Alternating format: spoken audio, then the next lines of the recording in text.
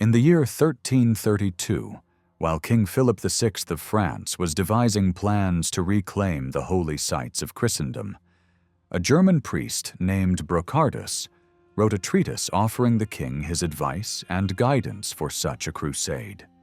Having once lived for a time in the lands of the East, Brocardus dedicated a significant portion of his work to describing the dangers that such an expedition might bring and the precautions that must be taken. Among the threats he warned of was a group known as the Hashashins, men who, he said, should be utterly condemned and avoided at all costs. They sold their services, he claimed, their eyes filled with bloodlust, ready to kill even an innocent person for payment, caring nothing for life or salvation. Like demons in human guise, they could mimic the gestures, clothing, languages, and customs of many nations, appearing as angels of virtue while hiding the cruelty of wolves beneath their disguise. Once their deceit was discovered, he wrote, death was inevitable. Brocardus admitted that he had never seen them himself, and that his knowledge came only from stories and reliable texts, so he could not describe their appearance or symbols. They were so despised, he added, that they concealed their identities and true names, and thus the king should allow no one of uncertain origin or unclear background to approach him, even for the smallest service. To Brocardus, the Hashashins were a secretive brotherhood of expert killers, men without faith or homeland, bound only by their deadly profession. Although he counted them among the dangers of the East, he did not clearly link them to any specific religion or nation, nor did he attribute to them any spiritual or political purpose. They were simply ruthless assassins who deserved to be fought with equal ruthlessness. Indeed, by the 13th century, the term assassin, derived from Hashashin, had already entered European languages in the sense of a hired professional killer. The Florentine chronicler Giovanni Villani wrote of a feudal lord in Lucca who sent his assassins to Pisa to murder an enemy.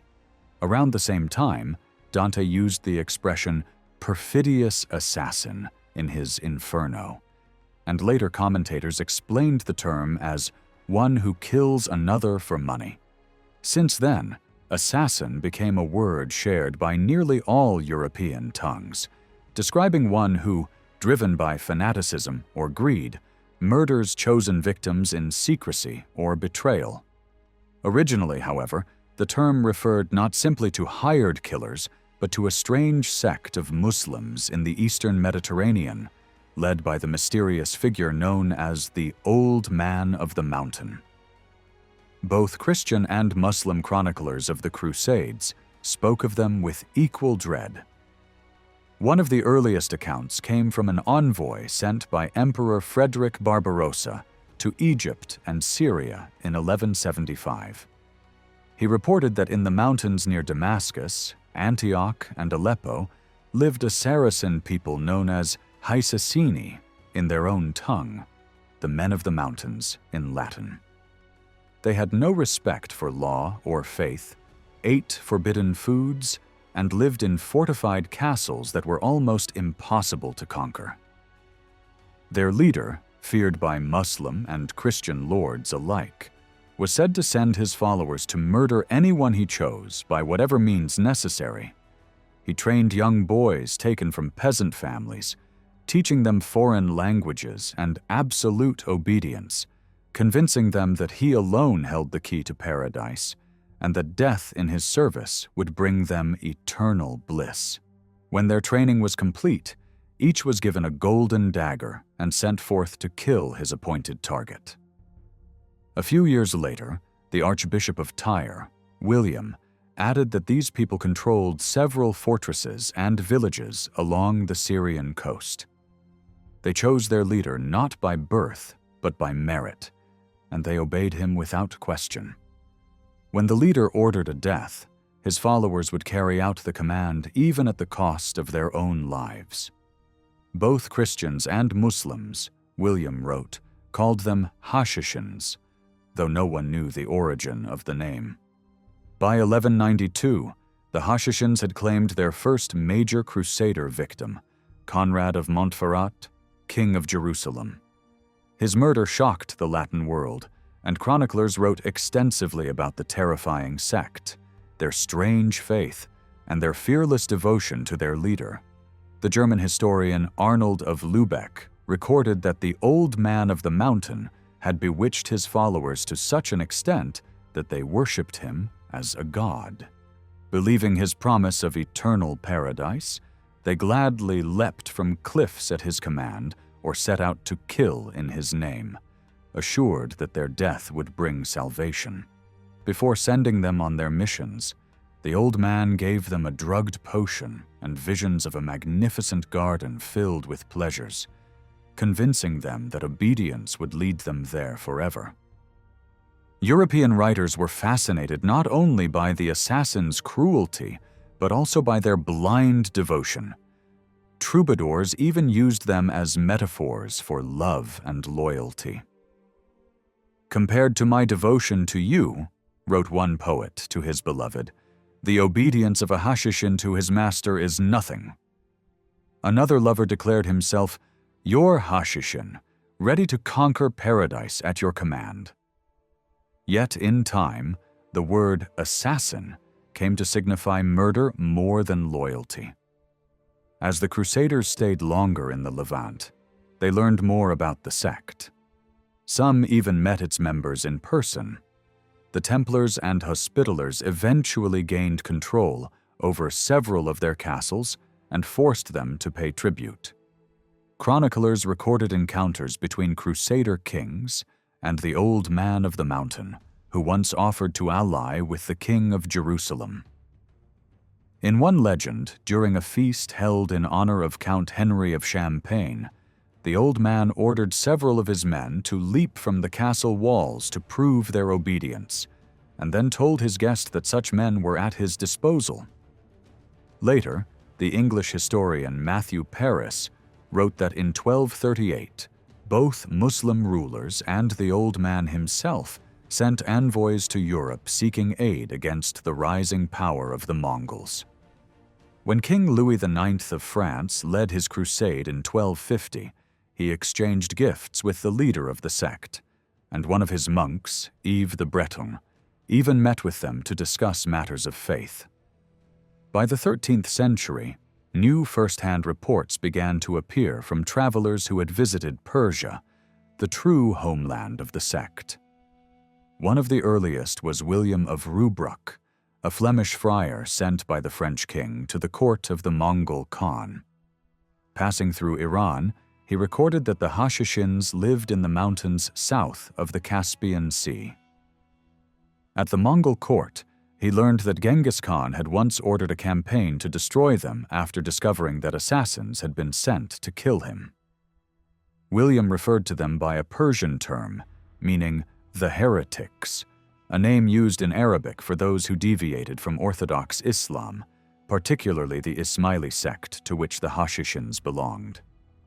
A generation later, the Venetian traveler Marco Polo offered perhaps the most famous account of all.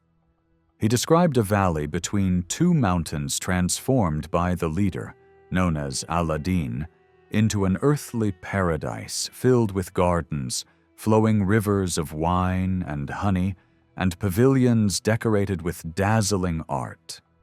Beautiful maidens sang and danced, and those who entered believed they had reached the paradise promised by the prophet himself.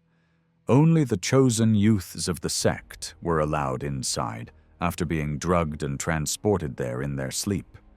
When they awoke, surrounded by beauty and pleasure, they thought they had truly entered heaven. And when they were taken out again, they would obey any command, even to kill or to die in order to return.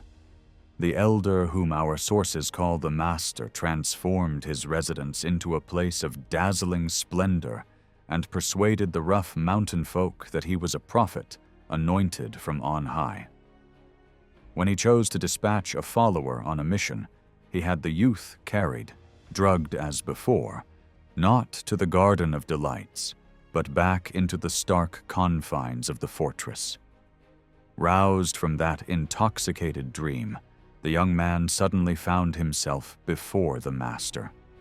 Convinced he stood in the presence of a true messenger of God, he prostrated himself in reverence. The master would ask where he had come from, and the youth would answer without hesitation, "From paradise, the very paradise promised in the Quran." The exchange ignited a fierce longing among those standing nearby, who had not yet been admitted to the garden and now burned to taste it for themselves. When the master desired the death of a ruler, he would turn to the chosen youth and say, "Go, kill this man and that one.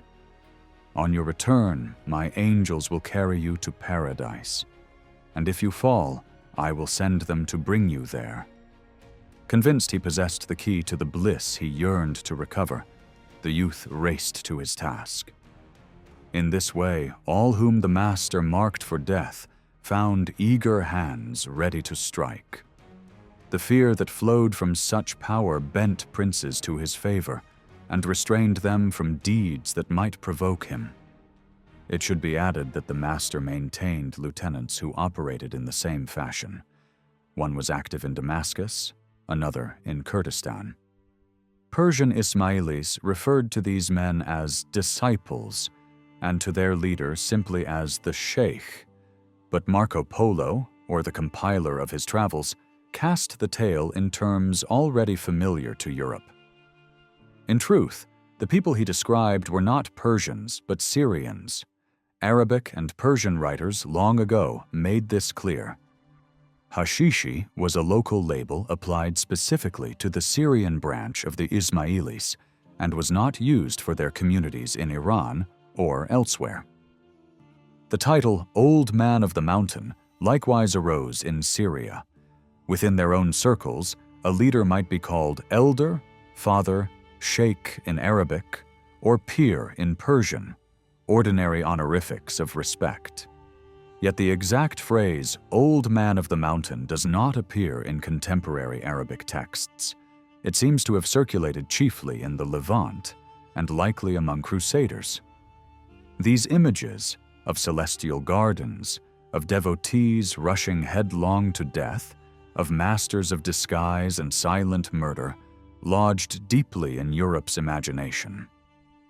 Marco Polo's account, echoed decades later by Odoric of Pordenone, fixed the legend in place, and from chronicles to travelogues, from poetry to romance, the figure of the old man and his assassins became a durable myth. Reports of political killings linked to this shadowy leader spread early and widely. One story claims that during Frederick Barbarossa's siege of Milan in 1158, a would-be assassin from the sect was captured in the imperial camp. Another recounts that around 1195, a group of men seized in Chinon confessed under questioning that they had been sent to murder King Richard by order of the French crown. Soon, such charges multiplied. Princes were accused of colluding with the old man, of renting his blades to rid themselves of rivals. These tales do not withstand scrutiny. Neither the Syrian nor the Iranian leadership had any stake in the intrigues of distant Western courts, and European rulers hardly lacked for their own instruments of violence. By the 14th century, the word assassin in Europe had drifted away from its original sectarian meaning and settled into the general sense of hired killer. Interest in the sect did not fade. In 1603, Denis Lebé de Batilly published the first sustained Western inquiry into their history. The timing was apt. The ethical experiments of the Renaissance had reopened the question of murder as a tool of politics. Religious wars sanctified killing in the name of faith, and the rise of centralized monarchies placed the means of force in the hands of single rulers. In such a climate, assassination could appear both effective and, to some, defensible. Lebé de Batilly, modest in aim, sought to trace the origins of a term newly current in French. Limited to Christian materials, he did not move far beyond what 13th century Europe already knew. Yet even without new evidence, a new lens was possible, especially for a generation that had witnessed William of Orange cut down by a gunman, Henry III of France stabbed by a friar, and Elizabeth of England narrowly escape plots sworn as holy. A more decisive step came with the early Enlightenment. In 1697, Barthélemy d'Herbelot's Bibliothèque Orientale gathered the scattered fruits of European Oriental learning and, drawing on Muslim sources, then scarcely known in the West, situated both Syrian and Persian Ismailis within the broader flow of Islamic history. For the first time, a Western scholar treated the subject critically and at some length. D'Herbelot identified the Assassins as a branch of the Nizari Ismailis, a movement led by imams who traced their line back through Ismail ibn Jafar to Fatima and Ali, and, by that path, to the Prophet. 18th century scholars built on this foundation, deepening the doctrinal and historical links between the fabled killers and the Ismaili tradition. Some proposed etymologies for the name itself, often ingenious, seldom persuasive. In the 19th century, fascination with the sect surged again. The French Revolution and its aftermath revived arguments about political murder. Napoleon's campaigns in Egypt and Syria drew Europe into closer contact with the Muslim world, and Islamic studies opened onto new horizons. In 1809, the leading Arabist Sylvestre de Sacy presented a landmark study before the Institut de France on the ruling line of the Assassins and on the origin of their name.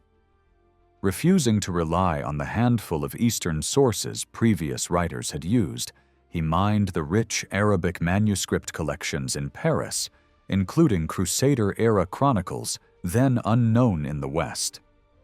His analysis far surpassed earlier European efforts. Most consequential was his solution to the etymology. He argued that European forms, such as assassine, derive from Arabic terms related to hashish, and he adduced passages where members of the sect were called hashishi, while noting the absence of reliable instances for other proposed forms. Later finds have confirmed usage of hashishi for the group. The competing forms never gained firm footing in primary texts. This clarification reopened the larger question of meaning. In Arabic, hashish originally meant herb, especially dried fodder, and later served as a name for hemp. A more recent derivative could designate a user of the drug. De Sacy did not wholeheartedly endorse the popular notion that the sect was named for its intoxication, but he did not dismiss the famous story that the master secretly dosed his killers so they might taste paradise in advance. He linked this reading to the well-known legend, found in both Eastern and Western narratives, of hidden gardens and stupefied initiates. The tale is seductive and almost entirely false. The properties of hashish were no secret in the medieval world, and neither Ismaili writers nor reputable Sunni authors claimed that the sect's adepts were routinely drugged. Even the label hashishi, restricted to Syria and pliable in meaning, likely carried an edge of contempt, casting the group as ignorant or uncouth rather than literally intoxicated.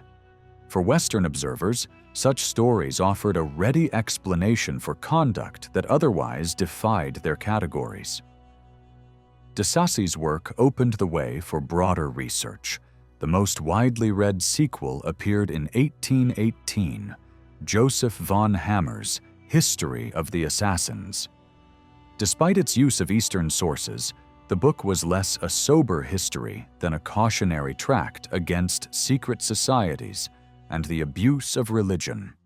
Von Hammer painted the Assassins as a conspiracy of zealots, wearing the mask of piety, a cabal of killers who shook thrones and sought to overthrow the caliphate, and he drew tendentious parallels with Templars, Jesuits, Illuminati, Freemasons, and the regicides of revolutionary France. However extravagant, his portrait shaped European views for a century and a half. Meanwhile, scholarship, especially in France, was quietly amassing better evidence. Arabic and Persian texts concerning the Syrian and Iranian Ismailis were collected, edited, translated, and studied. Most important were works by the Mongol period historians Juvaini and Rashid al-Din, who, drawing on materials from Alamut itself, traced the rise of Ismaili power in northern Iran. Access to Muslim sources advanced knowledge beyond medieval European lore, though even these accounts were largely Sunni and often hostile. At last, information from the Ismailis themselves began to surface. Travelers in the 18th century still encountered Ismaili communities in parts of inland Syria. In 1810, the French consul in Aleppo, Rousseau, encouraged by de Sacy, published a description of the Syrian Ismailis based on local knowledge. 2 years later, he printed extracts from a book obtained at Masyaf, one of their principal strongholds. Though thin on historical detail, the material shed light on doctrines previously obscure. Throughout the 19th century, European and American visitors continued to record the ruins and living traditions of these mountain settlements, gradually replacing legend with history. Although the broken walls of mighty Alamut still stand, information from Iranian sources remained surprisingly scarce for a long time. In the 1830s, a British officer, W. Monteith, reported to the Journal of the Royal Geographical Society that he had reached the mouth of the Alamut Valley, but could neither approach nor firmly identify the castle itself. A few years later, his colleague, Lieutenant Colonel Sir Justin Shiel, pushed the inquiry further. Another British officer visited the site soon after. Then, for almost a century, exploration of Alamut stalled before resuming in earnest in the 20th century. To describe the Ismailis' Persian achievement, ruins are not enough. In 1811, the French consul at Aleppo, Rousseau, traveled in Iran and asked about communities tied to the line of Ismail. To his surprise, he learned that living Ismailis still pledged loyalty to a present imam, a man called Shah Khalilullah, who resided in the village of Kahak near Qom, roughly between Tehran and Isfahan. Rousseau wrote that the imam's followers revered him almost as a divine figure, credited him with wondrous powers, showered him with gifts, and honored him with the exalted title of Caliph. The community extended as far as India. Devotees journeyed from the banks of the Ganges and the Indus to seek his blessing and present rich offerings. In 1825, the British traveler J.B. Fraser confirmed that Ismailis still lived openly in Iran. They no longer killed in their leader's name, he said, but their fidelity to the head of the community remained absolute. India, too, had adherents deeply attached to their saints. Shah Khalilullah himself had been killed in Yazd in 1817 during unrest against provincial authority. His son succeeded him, and, by the force of his prestige, filled the void his father left.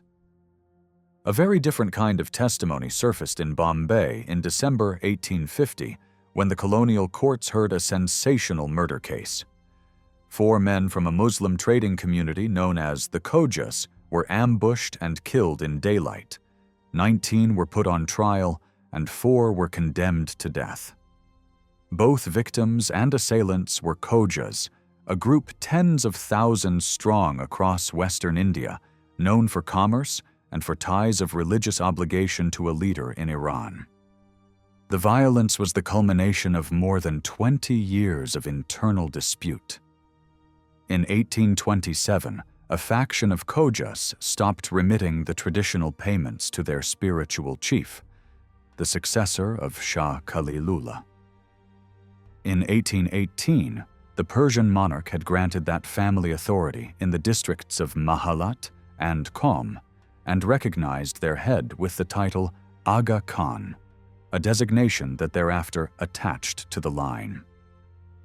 When the Bombay dissenters refused their dues, the Aga Khan sent a delegation from Iran to settle the matter. His grandmother went as well and delivered an impassioned address to the community. Most Khojas renewed their loyalty. A smaller group rejected the Aga Khan's authority and denied any connection between the Khojas and his house. The quarrel deepened and, over time, erupted into the killings of 1850. Meanwhile, the Aga Khan had left Iran after a failed rising against the Shah, spent a short period in Afghanistan, and then sought refuge in India. Services rendered to British interests in Afghanistan and Sindh won him official favor. He eventually settled in Bombay and, drawing on growing influence, reasserted leadership over the Khojas. Still, opponents remained and sought to block his claims by legal means. A splinter faction petitioned the Bombay High Court to bar the Aga Khan from controlling communal property and from interfering in the internal affairs of the Khojas. The case, heard by Chief Justice Sir Joseph Arnold, lasted 25 days and drew nearly the entire Bombay bar. Both sides argued with meticulous care. The court examined questions of history, identity, law, and theology, and the Aga Khan himself took the stand to present evidence of his lineage. On the 12th of November 1866, Arnold delivered judgment.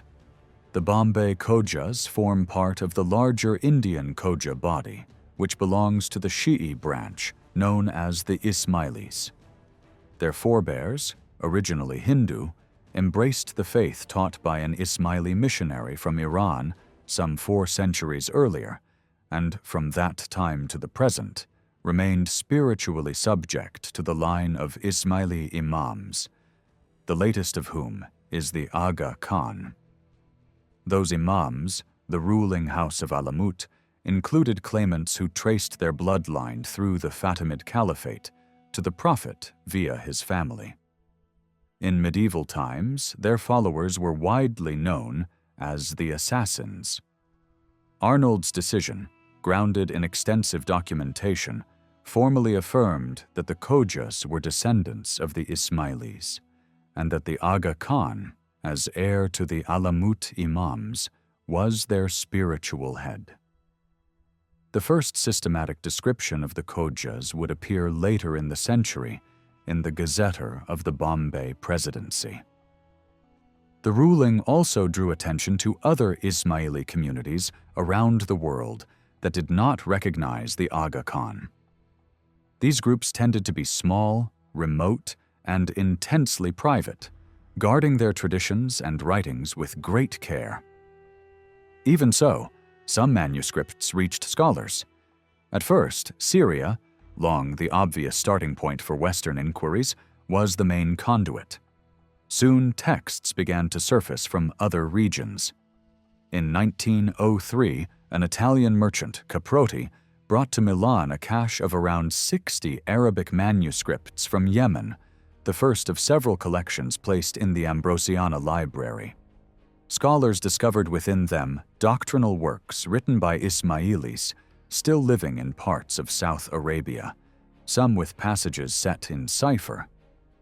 Far to the northeast, Russian Orientalists, while working on Syrian materials, realized that Ismaili communities existed within their own imperial frontierlands in Central Asia. A detailed account of those settlements and their organization was published in 1902. Around the same time, Another official obtained a Persian Ismaili treatise that entered the Asian Museum of the Academy of Sciences. More manuscripts followed. Between 1914 and 1918, expeditions returned from the upper Amu Darya and Shugnan with significant collections, enabling close study of the devotional literature and beliefs of the Ismailis of the Pamirs and Badakhshan. From that point onward, Ismaili studies advanced rapidly. Rich libraries in India proved especially fruitful, and the number of available texts expanded dramatically. Researchers, some of them Ismailis themselves, pursued broader, deeper inquiries across many countries. One disappointment remained from a purely historical angle. The recovered literature dealt overwhelmingly with doctrine and religious instruction. Works of narrative history were few and, when present, often thin. That limitation was perhaps inevitable for a geographically scattered minority without a continuous institutional center. Only the Alamut polity could be said to have possessed anything like a chronicle tradition. And even there, the surviving accounts reached us mostly through Sunni historians who preserved them. Yet the value of the Ismaili texts is undeniable. While they do little to embellish the storytelling of events, they illuminate the intellectual and spiritual design of the movement. They clarify the beliefs and aims of the Ismailis within Islam and, within Ismailism, the role and meaning of those once labeled assassins.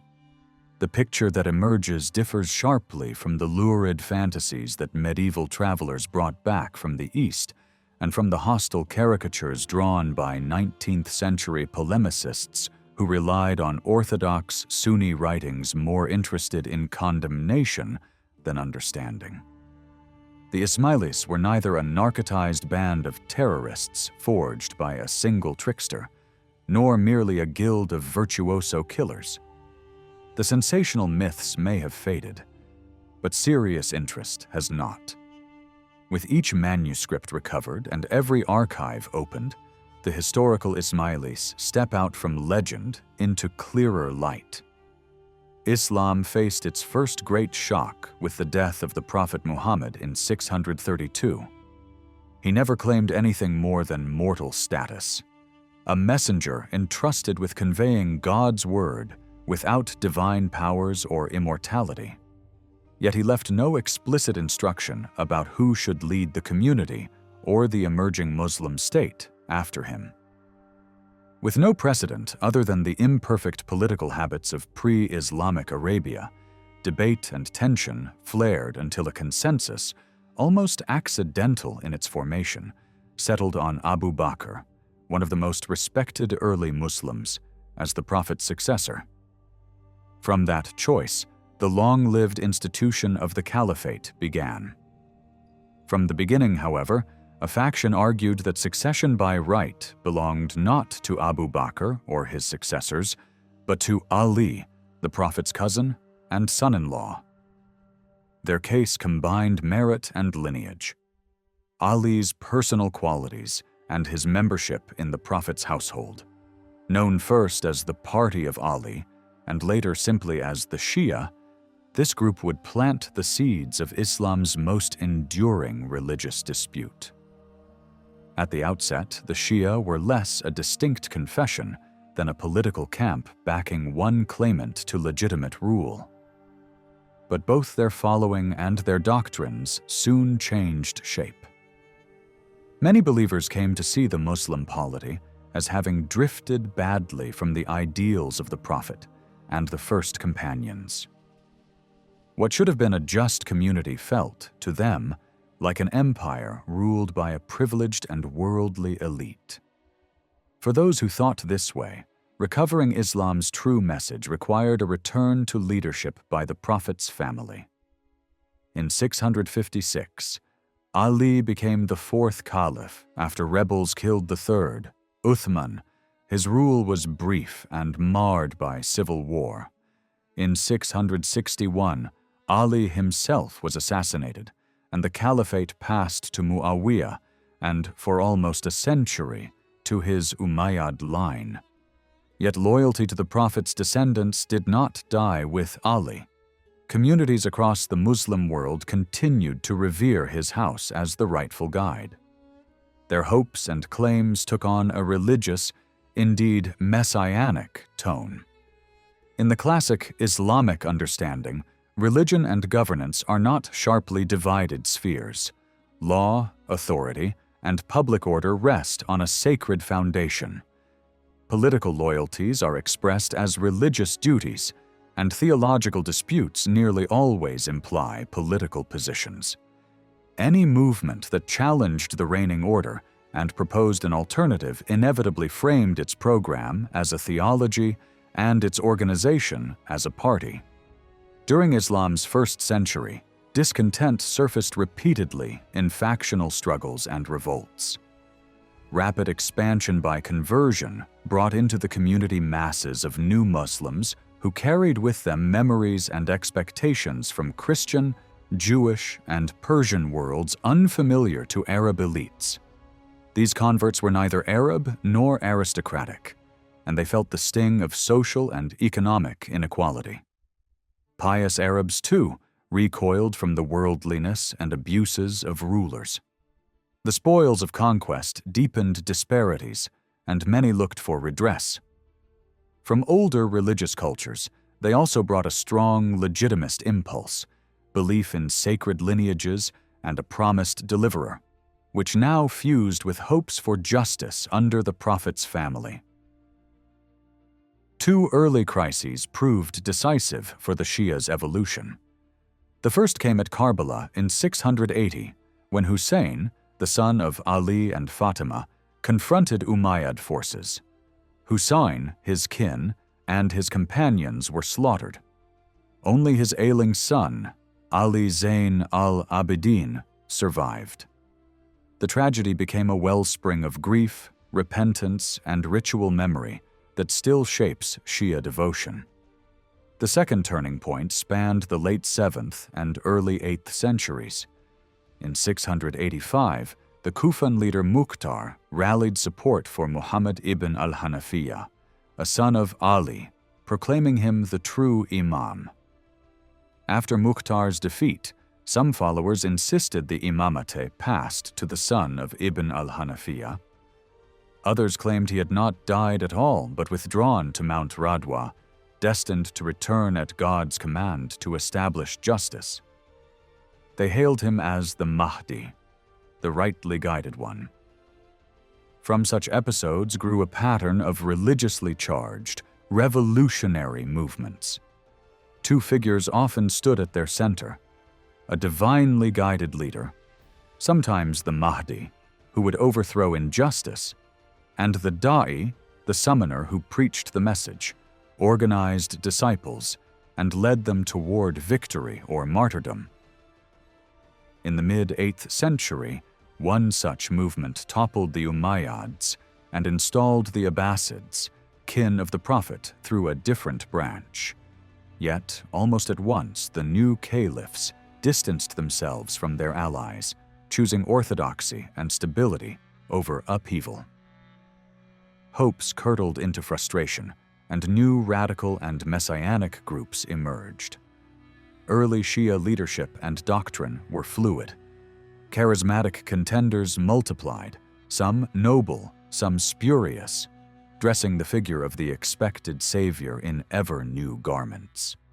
Across a wide range, from tempered dynastic opposition to outright rejection of mainstream Islam, ideas mingled with currents from Gnostic, Manichaean, Persian, and Judeo-Christian thought. In some places, especially among rural and nomadic communities in Iran and Syria, local religious forms arose from contact between Shia teachings and older beliefs.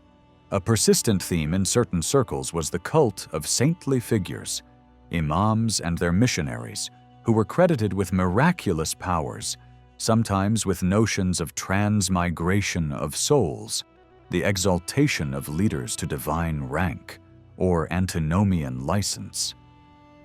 Their political prescription, however, was simple: overthrow the regime and place their chosen imam at the head of a renewed order. Specific social programs were rarely articulated. Instead, the Mahdi's mandate was framed in broad terms familiar across Islamic lore: restoring true religion, spreading faith, and establishing justice. He would bring equity where oppression reigned and reconcile the strong and the weak. Over time, the Shia fixed their hopes more narrowly on the Prophet's direct line through Fatima and Ali. The idea took hold that only one line of imams, Ali, his sons Hassan and Hussein, and Hussein's descendants through Ali Zain al-Abidin, possessed legitimate authority after the Prophet. Most of these imams, Hussein excepted, avoided insurrection, voicing principled opposition within the recognized order and sometimes advising the caliphate when prudence demanded. In pious Shia memory, this posture became a doctrine of cautious reserve, taqiyya, or prudent concealment, under which believers might dissimulate under threat and refrain from open challenge that would merely lead to ruin. The first half of the 8th century teemed with extremist activism, especially in southern Iraq and along the Gulf Coast.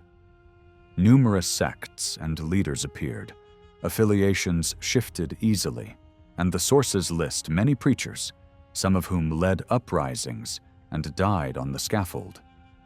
A few groups adopted ritual violence, others, even among moderates, attempted to seize power and were crushed by Umayyad and then Abbasid armies. By the later 8th century, most militant ventures had failed or fragmented.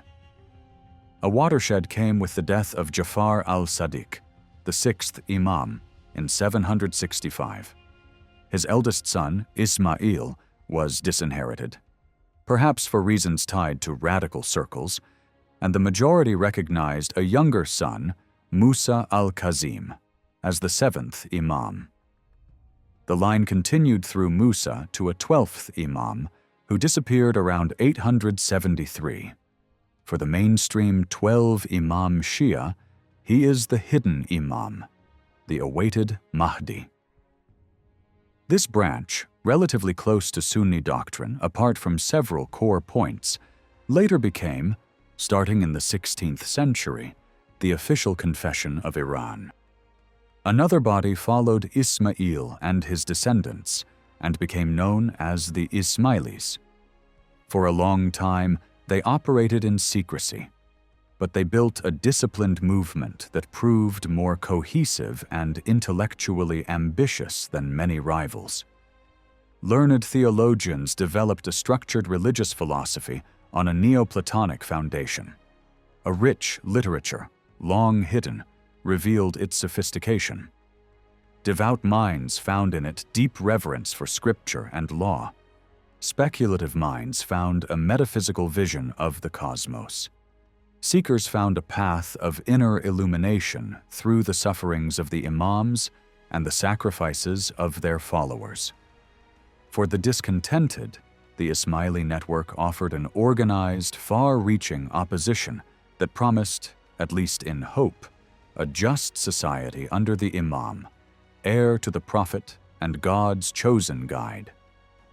In Ismaili thought, the Imam stands at the center of teaching and allegiance, action and organization. Human history unfolds in cycles that begin with a speaking prophet and are followed by silent imams who guard the inner truth. In the present cycle, the Imam from the line of Ali and Fatima bears divine authority. He is the locus of esoteric knowledge and command. That hidden knowledge is disclosed through ta'wil, the inward interpretation that penetrates beyond the Qur'an's outward sense. Some branches carried these ideas to radical conclusions, setting aside ritual obligations for the faithful while preserving the law as a boundary to separate belief from unbelief. A recurring motif in their writings is the journey from bewilderment to sudden enlightenment. Organizationally, the hierarchy of daris, missionaries under a chief deputy, preserved and spread the doctrine, acting as the imam's extended hand. For roughly a century and a half after Ismail, the imams remained concealed, and little is known of their agents' activities. In the later 9th century, however, the Abbasid Caliphate's authority waned. Provincial dynasties, often military or tribal in origin, rose on the empire's edges, sometimes ruling harshly. Even in Baghdad, caliphs became pawns of their own guards. As the universal peace and consent that underpinned the Islamic order cracked, people sought security and meaning elsewhere. And the Shia message, that the community had taken a wrong turn and must be set right, gained appeal. Both the Twelvers and the Ismailis capitalized on this opening, and at first the Twelvers seemed poised to triumph. Shia-leaning dynasties appeared in several regions. In 946, the Buyids, an Iranian Shia house, entered Baghdad and compelled the caliph to accept their dominance. Yet the Twelvers had no visible imam to enthrone. The 12th had vanished decades before, so the Buyids kept the Abbasids as figurehead caliphs under their control. By doing so, they further diminished the already tarnished prestige of the Sunni Caliphate, while, paradoxically, foreclosing the rise of a moderate Shia alternative that could have supplanted it outright. The search for alternatives did not arise from a single cause.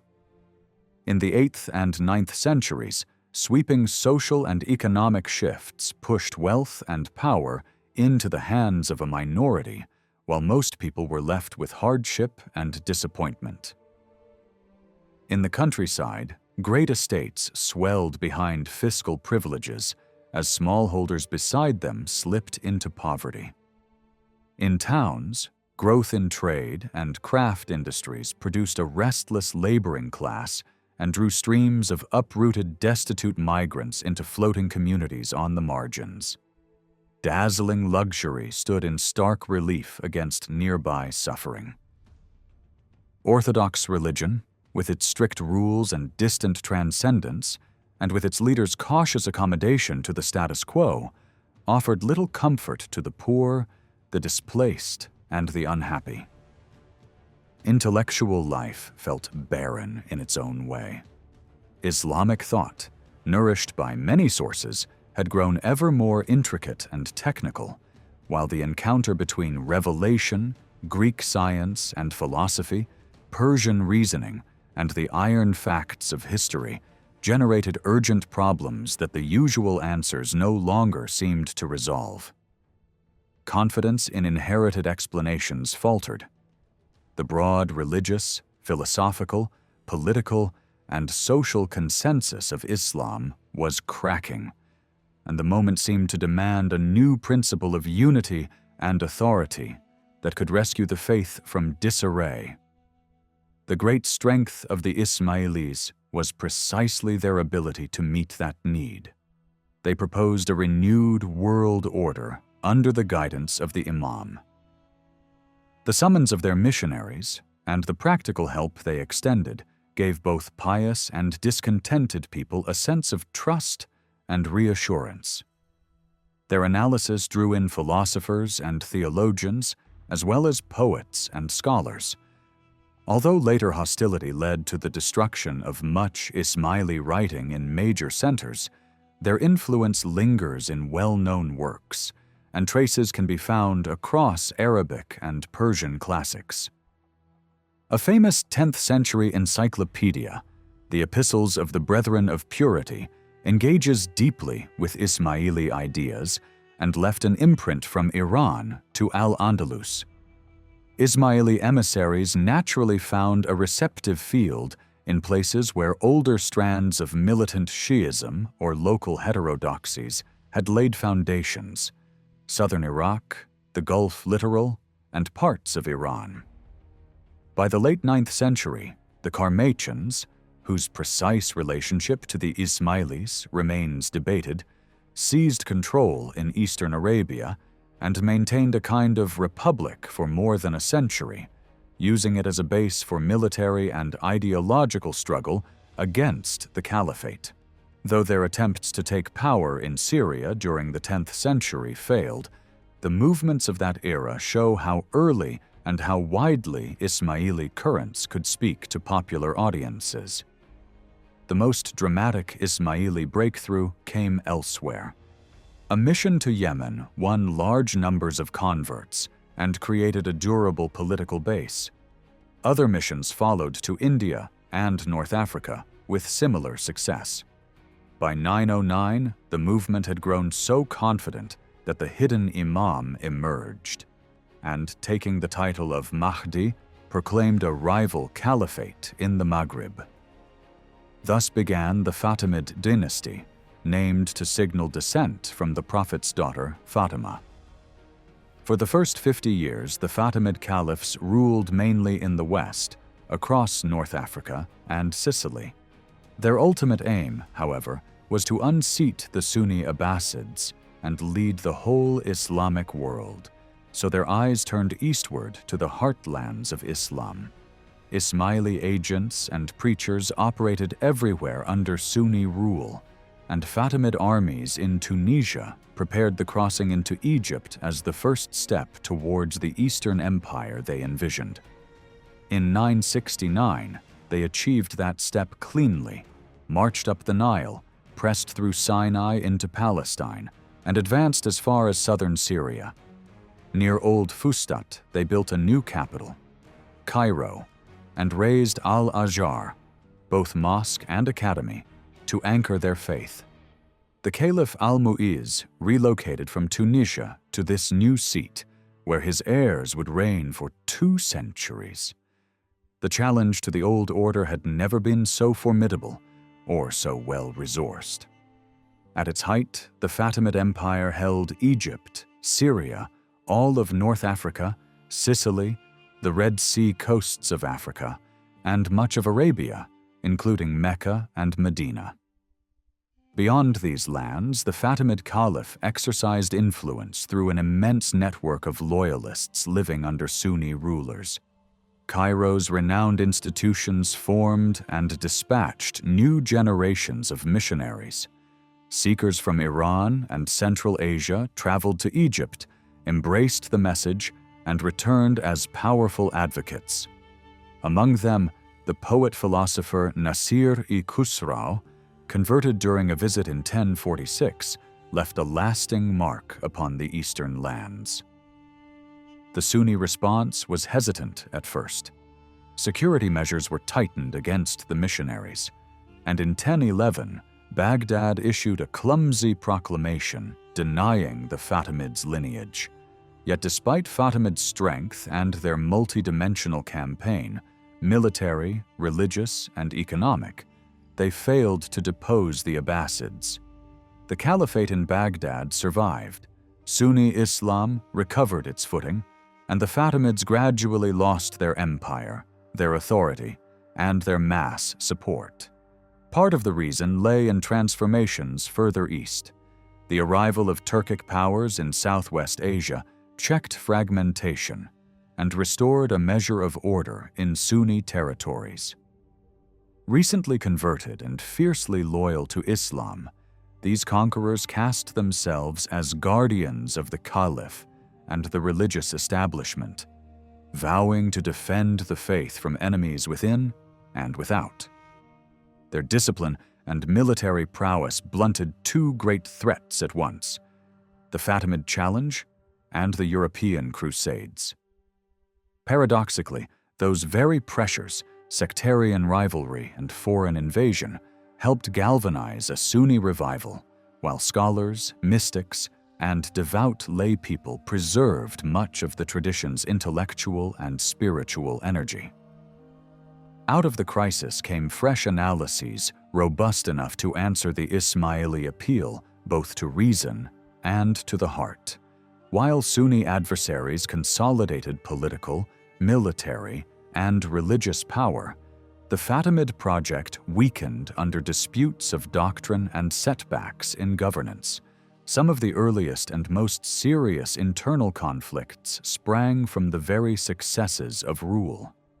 The needs of state and empire forced changes in teaching, and, as one later Ismaili writer put it, required a more cautious and conservative posture toward the prevailing Islamic order.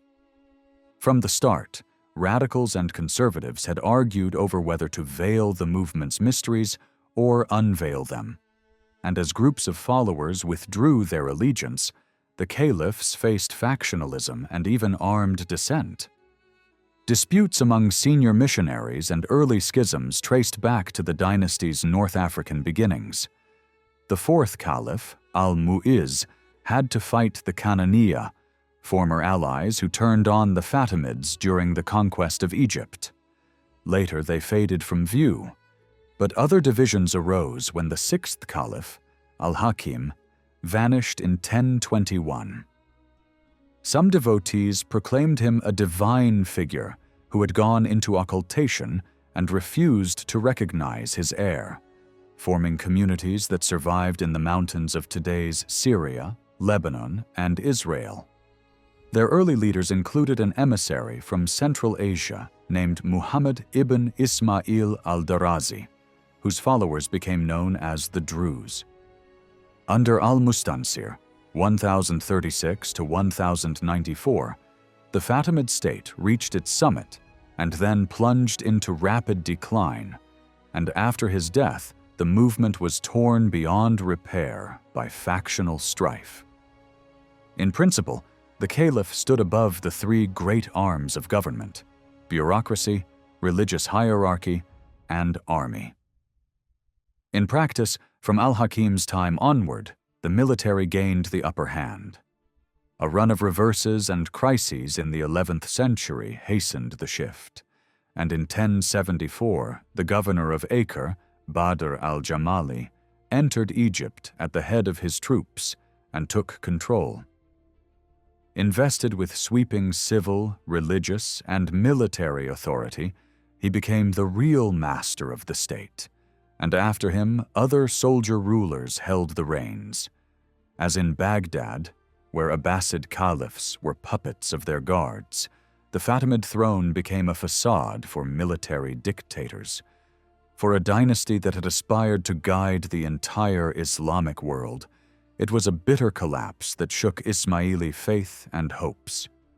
Such changes inevitably provoked disaffection among the more militant and steadfast circles of Ismailis, especially in Iran.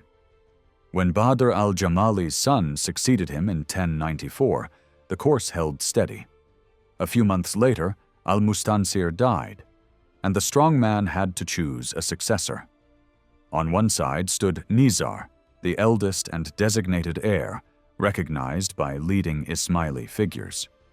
On the other, his younger brother al-Mustali, who lacked popular backing and would be bound entirely to his patron. Seizing the advantage, the ruler married his daughter to al-Mustali and, after al-Mustansir's death, placed his son-in-law on the throne. Nizar fled to Alexandria, rallied support, won initial gains, but was captured and killed. By elevating al-Mustali, the regime knowingly split the movement and alienated Eastern Ismailis. Even within Fatimid lands, opposition rose. Supporters of Nizar in the east repudiated Cairo and severed all ties, crystallizing the long-brewing divide between state and revolutionaries. Soon even some who had once backed al-Mustali broke away. When al-Mustali's son, al-Amir, was killed in 1130 by partisans of Nizar, remaining adherents in Cairo rejected the new caliph and embraced the belief that al-Amir's vanished infant, Tayyib, was the hidden and final imam. 4 more Fatimid rulers sat in Cairo, but the dynasty dwindled into a local Egyptian house without power, influence, or vision. In 1171, as the last caliph lay dying, the Kurdish leader Saladin, by then the true master of Egypt, allowed the Friday sermon to be given in the Abbasid Caliph's name. It was the final nail in a coffin that had long been prepared. Ismaili writings were consigned to the flames by the heap, and after 2 centuries, Egypt returned to the Sunni fold. From then on, only a small number of committed Ismailis remained in Egypt. The faith itself endured elsewhere in 2 branches born of the schism at al-Mustansir's death. Followers of al-Mustali, known as Boras, persisted especially in Yemen and India, and still do. Their practice preserves many Fatimid traditions and is sometimes called the Old Dawa. While the Mustalis survived at the edges of the Islamic world, the Nizaris advanced boldly in thought and politics and became decisive actors in the region's affairs. The 11th century, already troubled, brought invasions that exposed the Islamic world's internal weakness. Most consequential were the Seljuk Turks, who forged a great military empire from Central Asia to the Mediterranean. Their rise reshaped Islamic history and triggered deep economic, social, and cultural change. As often happens after conquest, victorious officers claimed vast territories and revenues, displacing or subordinating older Arab and Persian elites. Power, wealth, and status passed to newcomers. Outsiders often misread as the natural expression of a Middle Eastern Islamic order. Other forces compounded the shift: migrant movements, altered trade routes, and sweeping changes that lifted Europe while pushing parts of the Islamic world into retreat. The new rulers brought order, but at the price of heavy military burdens, tighter social control, and narrower bounds for free inquiry. Against such might, open theological dissent had little purchase, yet other tactics remained. In its renewed form, Ismailism offered a sharp critique of the reigning orthodoxy and a carefully crafted strategy of resistance to a Seljuk state that housed a large, dissatisfied population within its borders. The old Fatimid-centered mission had stalled. The Fatimid Empire was dying. A new summons was needed, and found its author in Hasan Sabbah, a revolutionary mind who answered the moment. Hasan Sabbah was born in Qom, one of the earliest Arab footholds in Iran and a stronghold of Twelver Shi'ism. His father, a Twelver, had come from Kufa in Iraq and was said by some to have Yemeni roots, with wilder tales linking the family to the ancient Himyarite kings. Hasan's exact birth date is uncertain, but it likely falls in the middle of the 11th century. As a child, he moved with his father to Rai, near today's Tehran, and received his religious training there. Rai had been a center of Ismaili activity since the 9th century, and it did not take long for Hasan to encounter their influence. In a brief autobiographical fragment preserved by later historians, he describes himself as a book-hungry youth who, from the age of 7, pursued knowledge with single-minded passion, and by 17 had set his sights on becoming a scholar, still loyal to the creed of the Twelvers he had inherited from his family. In Rai, he befriended a man called Emir Zarab, who, like Nasiri Khusrau before him, sometimes expounded the doctrine of the Egyptian Fatimid rulers. Hasan admits he dismissed the Ismailis at first as outcasts whose ideas were contrary to the faith. Long discussions followed. He would not concede defeat in the moment, but Zarab's arguments burrowed in. As Hasan tells it, the ideas kept him awake at night. He devoured Ismaili writings. Some convinced him, others left him doubtful. A grave illness forced a reckoning. Convinced that truth lay before him, and terrified that he might die without embracing it, he recovered, sought further instruction from a seasoned missionary connected to the regional head of the Ismaili mission, and finally pledged allegiance to the Fatimid Imam. Not long after, in the early 1070s, the mission chief himself, Abd al-Malik ibn Attash, visited Rai, found Hasan capable, appointed him to service, and urged him to present himself at the Fatimid court in Cairo. A romantic story, made famous in the West by Edward Fitzgerald's preface to the Rubaiyat, claims that Hasan, the poet Omar Khayyam, and the future vizier Nizam al-Mulk studied under the same master and swore to help whichever of them rose to power. In that telling, Hasan's later clash with Nizam al-Mulk sent him storming off to Egypt in anger. The dates, however, do not fit, and modern scholars treat the tale as legend. A more credible account has Hasan leaving Rai after local authorities branded him a dangerous agitator in the pay of Egyptians. He slipped out to avoid arrest and began a long journey that would end in Cairo. Hasan says he left Rai in 1076 for Isfahan, then turned north into Azerbaijan and on to Silvan. There he was expelled by the judge for publicly interpreting doctrine in a way reserved, in the eyes of the Sunni establishment, for the Imam alone. He continued through Mesopotamia and Syria. Fighting near Damascus blocked the road to Egypt, so he swung west to the coast, went down by way of Beirut and Palestine, and sailed for the Nile. He landed in Cairo on August 30th, 1078, and was received by senior figures at the Fatimid court. He stayed about 3 years in Egypt, first in Cairo and then in Alexandria. Later narratives say he quarreled with the powerful military strongman Badr al-Jamali over succession politics, was imprisoned, and then expelled. Whatever the details, it is easy to imagine friction between an ardent revolutionary and a ruling general.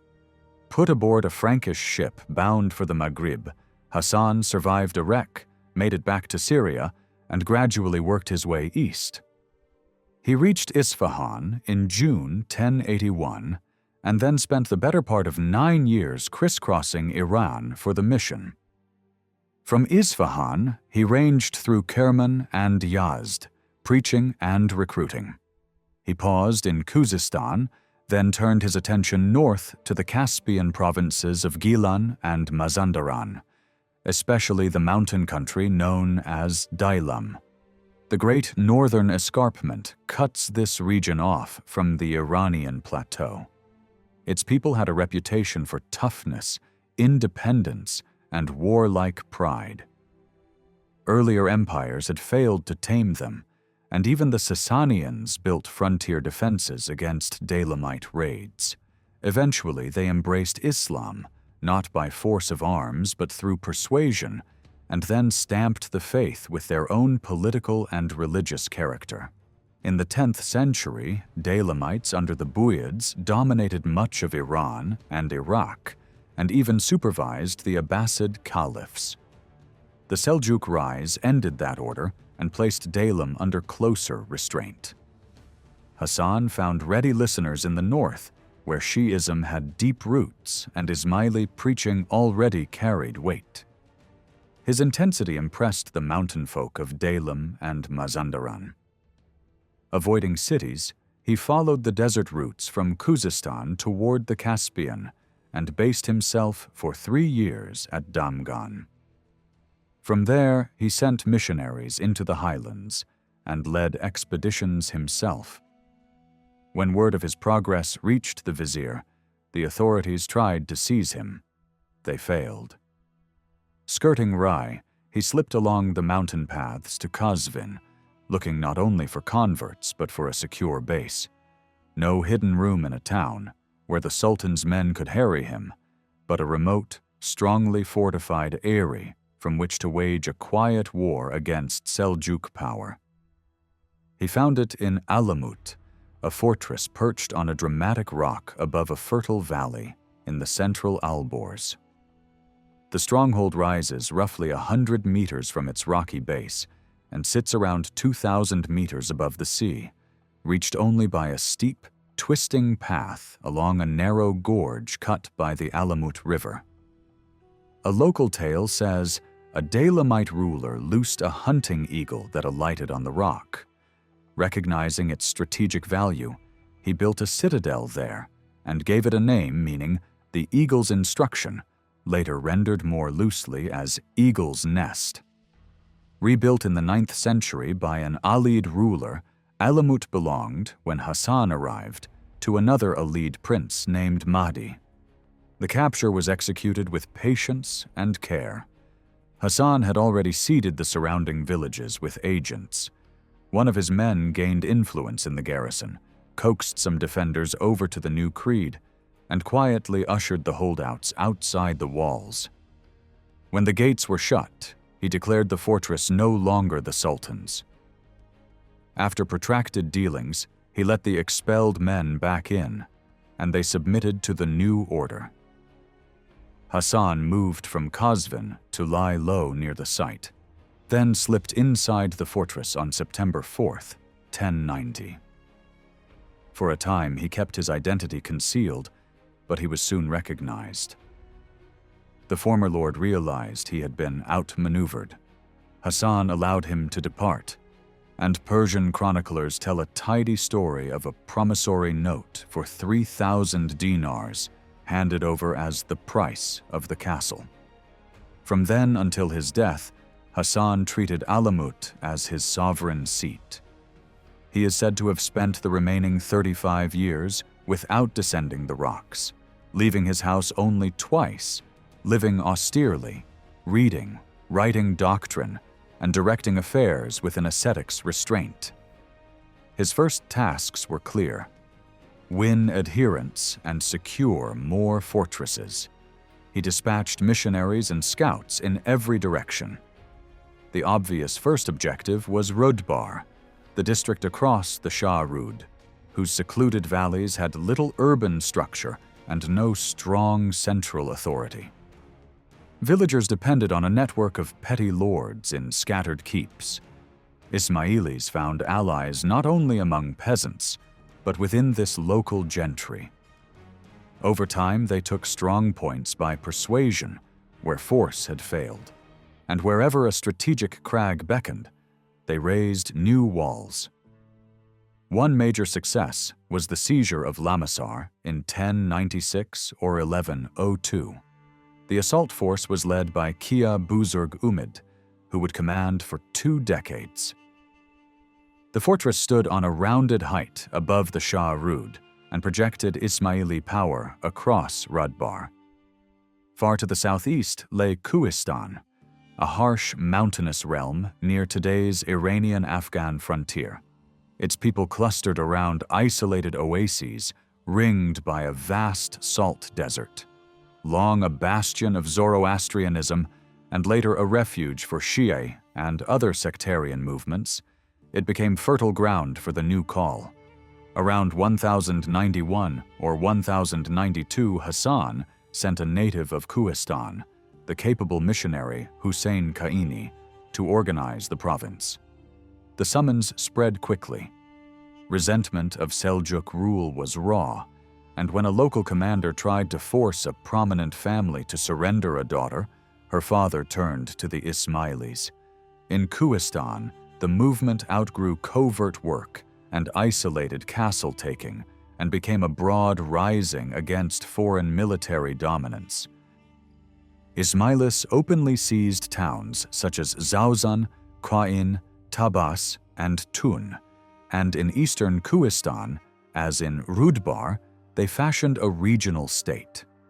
While some missionaries entrenched themselves in these remote bastions, others carried the propaganda into the heartlands of Sunni orthodoxy and Seljuk authority. Bloodshed between Ismaili agents and Seljuk officials began early. One of the first incidents occurred at Save, a small town on the northern plateau near Rai and Qom, where authorities arrested 18 Ismailis on suspicion of organizing separate rites. They were questioned and released, only for Ismailis soon after to murder a muezzin in Isfahan, fearing he might expose them. The vizier ordered the ringleader executed. A carpenter's son named Tahir was put to death and dragged through the market as a warning, remembered as the first Ismaili to be executed for the cause. By 1092, the Seljuks mounted their first major campaigns against the threat. The great Sultan Melikshah sent one army toward Alamut and another toward Kuistan. Both failed. At Alamut, with supplies dwindling and only a few dozen defenders inside, help arrived from sympathizers in Qazvin and Rudbar. Slipping through to the fortress, about 300 men helped the garrison launch a sudden sortie that shattered the besiegers and drove them off. News of the Sultan's death in November brought an end to the Kuistan blockade as well. In the same season, the Ismailis achieved the act that would make their grim craft notorious. The chosen target was the real power in the Seljuk state, the vizier Nizam al-Mulk, who had made it his mission to root out sedition. Hasan laid the plan in detail and called for a volunteer. A man named Abu Tahir Arani took the task upon himself.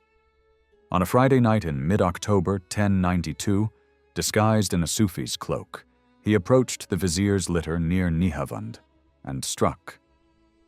The blade found its mark. Nizam al-Mulk became the first of the great victims claimed by the Fedayeen. Within the movement, word spread that the death of this arch-enemy marked the beginning of deliverance. The killing that felled Nizam al-Mulk lit the fuse for a campaign of planned terror. After it, rulers, emirs, generals, governors, and even theologians who had slandered Ismaili doctrine or persecuted its adherents began to fall, one by one, to the daggers of the Fedayeen. Partisans of the regime justified the bloodletting in sermons and pamphlets, urging sultans and princes to seize Ismaili lands, slaughter their followers, and purge the world of the stain they imagined. In their eyes, cooperation with the sect was a sin. Killing an Ismaili counted for more than mowing down ranks of unbelievers.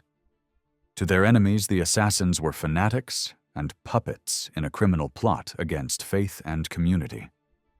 To the Ismailis, they were an elite corps fighting the imam's enemies, men whose courage and self-abnegation testified to unwavering loyalty and who expected blessedness in return for their sacrifice.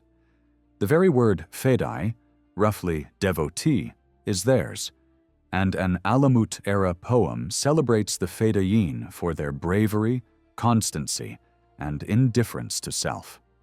Chronicles from Alamut even speak of a roll of honor listing victims and executioners beside each operation. In form, the movement resembled a secret society, a sworn membership, admission rights, and a hierarchy calibrated by rank and knowledge. Because initiates guarded their tongues, what we know is fragmentary and often contradictory. Orthodox polemic painted the Ismailis as charlatans who seduced the simple-minded and forced them through degrading trials toward outright irreligion. Ismaili writers, by contrast, described a guardianship of hidden truths disclosed only after a hard, staged discipline that raised a disciple step by careful step. They called the organization the Call, or Mission. Its agents were missionaries, men appointed and trained to preach, teach, and recruit. Later records divide them into higher and lower offices, preachers and scholars above, disciples below, with novices known as respondents, those who had answered the call. Over them stood a proof, the regional chief, and beneath him lay islands, spheres of influence defined by geography or people. As in other orders, spiritual guides were addressed as sheikh or pir, and members commonly called one another companions. In 1094, the movement was forced into a grave internal test. The Fatimid Caliph al-Mustansir died in Cairo, and a succession quarrel broke open. The Ismailis in Iran refused to recognize the new ruler in Egypt and proclaimed the rights of Nizar, the caliph's exiled eldest son. Until then, the Iranian network had at least nominally acknowledged Cairo's imam and chief missionary. Hasan Sabbah himself had worked under, then after, Abd al-Malik ibn Attash. But now the Ismailis in the east neither needed nor wanted Cairo's support or supervision. Everything hinged on the imam, the figure at the center of their sacred and political order. Nizar, the rightful heir, was killed in an Alexandrian prison, and rumor had it that his sons had been eliminated as well. Some believers answered that Nizar had not died at all, but had gone into concealment and would return as the expected one, a view that left the line of imams effectively at an end. That reading did not prevail.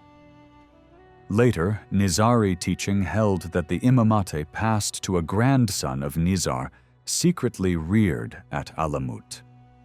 One version said the child had been smuggled from Egypt. Another had a pregnant concubine brought to the fortress to give birth there. Either way, the lineage was kept hidden at all costs and revealed only much later. Whatever the doctrinal maneuvers, the work in Iran did not falter. If anything, in the last years of the 11th century and the first of the 12th, the Ismailis exploited Seljuk feuds and fissures to expand into new ground. In 1096, they moved on a fortress in the Alborz. Hassan had already seeded emissaries into the Damgan district where he had once preached, and a covert sympathizer in Seljuk service, an officer called Muzaffar, proved decisive. Girdku, a citadel south of Damgan whose strength and position suited the sect perfectly, was requested from the Sultan by Muzaffar's patron, and then assigned to Muzaffar's command. With official funds, he repaired and provisioned the place, declared for Hassan, and held it for 4 decades. Watching the main highway between Khorasan and western Iran, and sitting close to Ismaili redoubts in eastern Mazandaran, Girdku became a keystone in the movement's growing power. Bolder still was the strike at Shadiz, the great hill fort above Isfahan, seat city of the Seljuk court. Missionaries had worked the capital for years. Abd al-Malik ibn Attash had once lived there before fleeing charges of Shi'ism. Civil war among Sultan Berkiaruk, his half-brothers, and their mother's faction opened doors the missionaries were quick to use. Isfahan descended into terror for a time, and similar spasms of violence broke out in other cities. Abd al-Malik's son Ahmad ushered in a new phase. Spared when his father fled, on the assumption he did not share his views, he quietly cultivated a following. One account has him teaching the sons of the garrison, mostly Dalamite mercenaries, and recruiting them into the cause until he seized the stronghold. Another says he rose to be the commander's trusted lieutenant and succeeded him at death. Soon, the Ismailis also held a second fort near the city at Halinyan. By takeover or transfer, the sources differ, and stories circulated of a friendly carpenter who, by means of a lavish feast, got a garrison too drunk to resist. Berkiaruk, who had succeeded Melikshah in 1092, was locked in struggle with his half-brothers Muhammad Tapar and Sanjar. At best he had little attention, and fewer troops to spare for the Ismailis. At worst, some of his circle were ready to wink at, even to use Ismaili violence against their own rivals. In Khorasan, the Sultan's deputies sometimes drew on help from Kuhistani Ismailis against other factions. The Alamut registers list nearly 50 assassinations in Hassan's time, Nizam al-Mulk among them, roughly half in this period, and rumor had it that Muhammad Tapar's partisans were counted among the fallen. After Berkyaruk beat Muhammad in the summer of 1100 and forced him back to Khorasan, Ismaili confidence rose. They infiltrated the Sultan's court and ranks, winning over many soldiers and threatening holdouts with the knife. A chronicler notes that no officer dared step outside without armor tucked under his robe. Even the vizier wore a mail shirt beneath his clothes, and the Sultan's captains asked leave to appear armed in his presence. The menace finally pushed Berkyaruk into action. In 1101, he made terms with Sanjar to prosecute a joint campaign against their common foe. Sanjar sent a strong, well-equipped army into Kohistan. It burned a path across the province and besieged Tabbas, one of the Ismailis' toughest holds. Just as the mangonels had opened broad breaches in the walls, gold changed hands. The commander lifted the siege, and the defenders gained precious time to repair and refortify. 3 years later, a new expedition, regulars reinforced by volunteers, swept in, stormed Tabbas and other fortresses, plundered Ismaili towns, enslaved some of the inhabitants, and withdrew after exacting promises that no new citadels would be raised, no weapons bought, and no preaching undertaken. Many judged the terms indulgent. In any case, the Ismailis quickly reseated themselves in Kohistan. In the west, Berkyaruk showed little appetite for a general reduction of Ismaili positions in Iraq and Iran, but he did allow, or at least tolerated, massacres of suspected sympathizers in Isfahan to appease troops and citizens. Soldiers and townsmen hunted the accused like game and butchered them in the squares. The slightest hint sufficed, and many innocents fell to private grudges. The fury spilled into Iraq.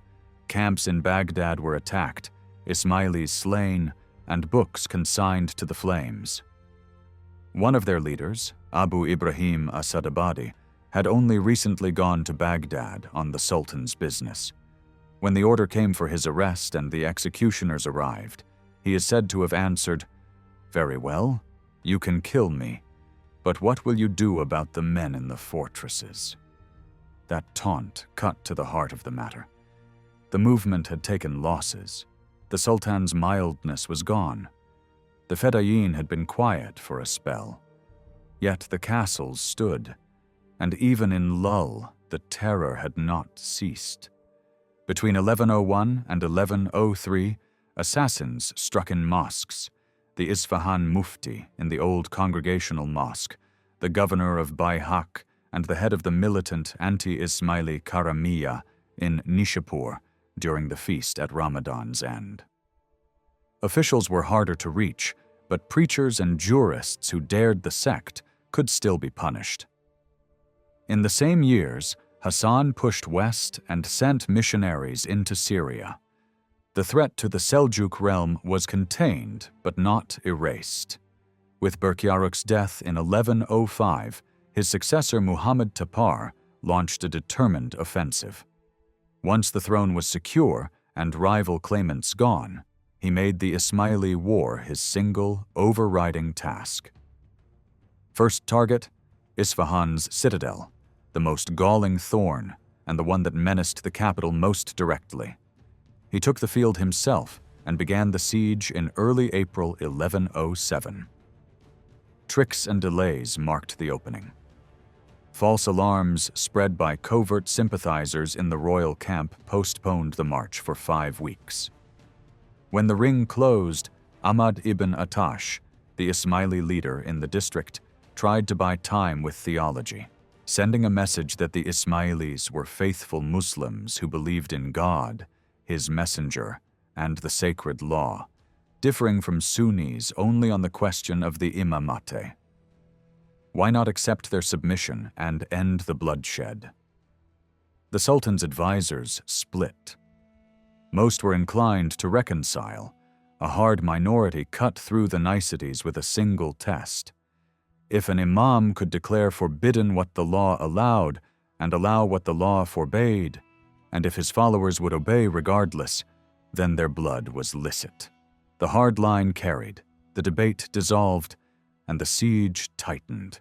The Ismailis pivoted to negotiation, asking for safe resettlement in a nearby fortified place to save our lives and property from brigands. While talks dragged on, the vizier himself arranged for food to be sent into the citadel. Then a failed attempt by a captured Fedai against a vocal anti-Ismaili emir torpedoed the gambit, and the Sultan pressed in again. Terms were finally struck. Part of the garrison would depart under protection to Tabas and to the Ismaili posts near Arajan. Those who stayed would withdraw into one wing while the rest of the fort was surrendered. Once their companions reached safety, the remnant would descend and march for Alamut.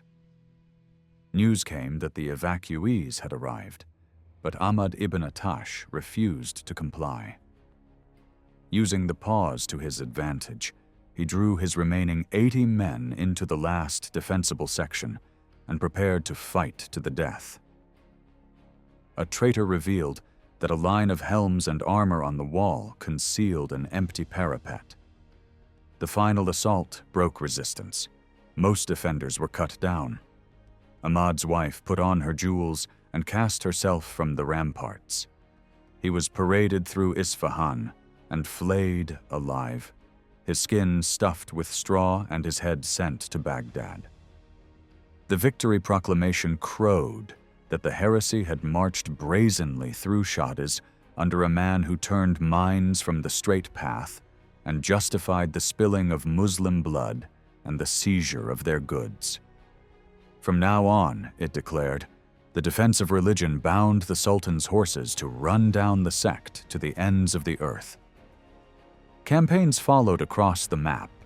A thrust at Tikrit on the Tigris, an Ismaili possession for a dozen years, fell short of total success, but the local commander was forced to hand the town to the region's Arab Shia. In the east, Sanjar moved against Kuhistan again. About this time, the Ismaili positions near Arajan were broken, and the movement fell silent in Khuzestan and Fars. Yet the real heart of Nizari power lay in the north. Rudbar, Girdku, and above all Alamut, Hasan Sabbah's eyrie. In 1107 to 1108, the Sultan sent a force under the Vizier Ahmad, son of Nizam al-Mulk, a man with cause for vengeance, his father the first great victim, his own brother Fakhr al-Mulk slain in Nishapur the year before. The expedition hurt the Ismailis, but could not meet its goal of taking and razing Alamut. The armies scorched fields along the Andaj River, penned Alamut and nearby Ostavand, and brought famine to the fortresses so severe that people ate wild grass. Families were sent away. Hasan himself dispatched his wife and daughters to Girdku. The Sultan tried to rouse the neighbors into a two-pronged assault and briefly won over a chieftain in Gilan, but alliance politics, pride, and risk soon dissolved the pact. Local lords had no good choices: back the Ismailis and risk annihilation by imperial wrath, or fight them and face patient, intimate enemies who could not be kept at bay. A frontal storming of Alamut proved impossible. The Sultan therefore settled into attrition. For 8 straight years, troops rode into Rudbar, burning crops and skirmishing with the garrisons. When Hassan's men seemed at last to be running out of strength and grain, the Atabeg Anushtagin Shirgir took command. He ringed Lemessar in early June 1117, Alamut in mid-July, set up great engines, and smothered the strongholds with shot. Just as a comprehensive reduction seemed near in the spring of 1118, word came that Sultan Muhammad had died at Isfahan. The army scattered, and the heretics, as their enemies called them, carried off whatever food, arms, and gear the royal camp had left behind. Some said the collapse owed not only to the Sultan's death. a powerful courtier in Isfahan, Qiwam al-Din al-Darguzini, was accused of secret sympathy for the Ismailis and of engineering the recall, then of stirring the new sultan against Shirgir, and even of complicity in several murders. Even under siege, the daggers did not rest. In 1108 to 1109, the chief judge of Isfahan, an outspoken opponent of the sect, was killed despite armor and precautions. The assassin cut through his attendants and struck him during Friday prayers at the great mosque of Hamadan. The Nishapur judge fell that same year during the festival at the end of Ramadan. In Baghdad, the vizier Ahmad ibn Nizam al-Mulk narrowly survived an attack, almost certainly revenge for his Rudbar campaign. Other names filled the lists: Sunni divines and jurists, and grandees such as the Sultan's foster brother, the Emir Kurd Ahmadil. Sultan Muhammad's death in 1118 reopened fierce struggles for the Seljuk throne. In the turbulence that followed, the Hashashins patched their wounds, shored up positions in Kuhistan and the northern strongholds, and quietly grew stronger. Sanjar, who had ruled the eastern provinces under his brothers Barkiaruk and Muhammad Topper, gradually emerged as the most capable Seljuk leader. In this phase, relations between the Ismailis and the Sunni powers shifted.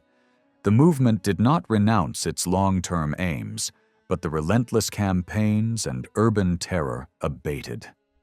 Energy turned to defending and consolidating the lands already held, even edging toward a measure of political recognition.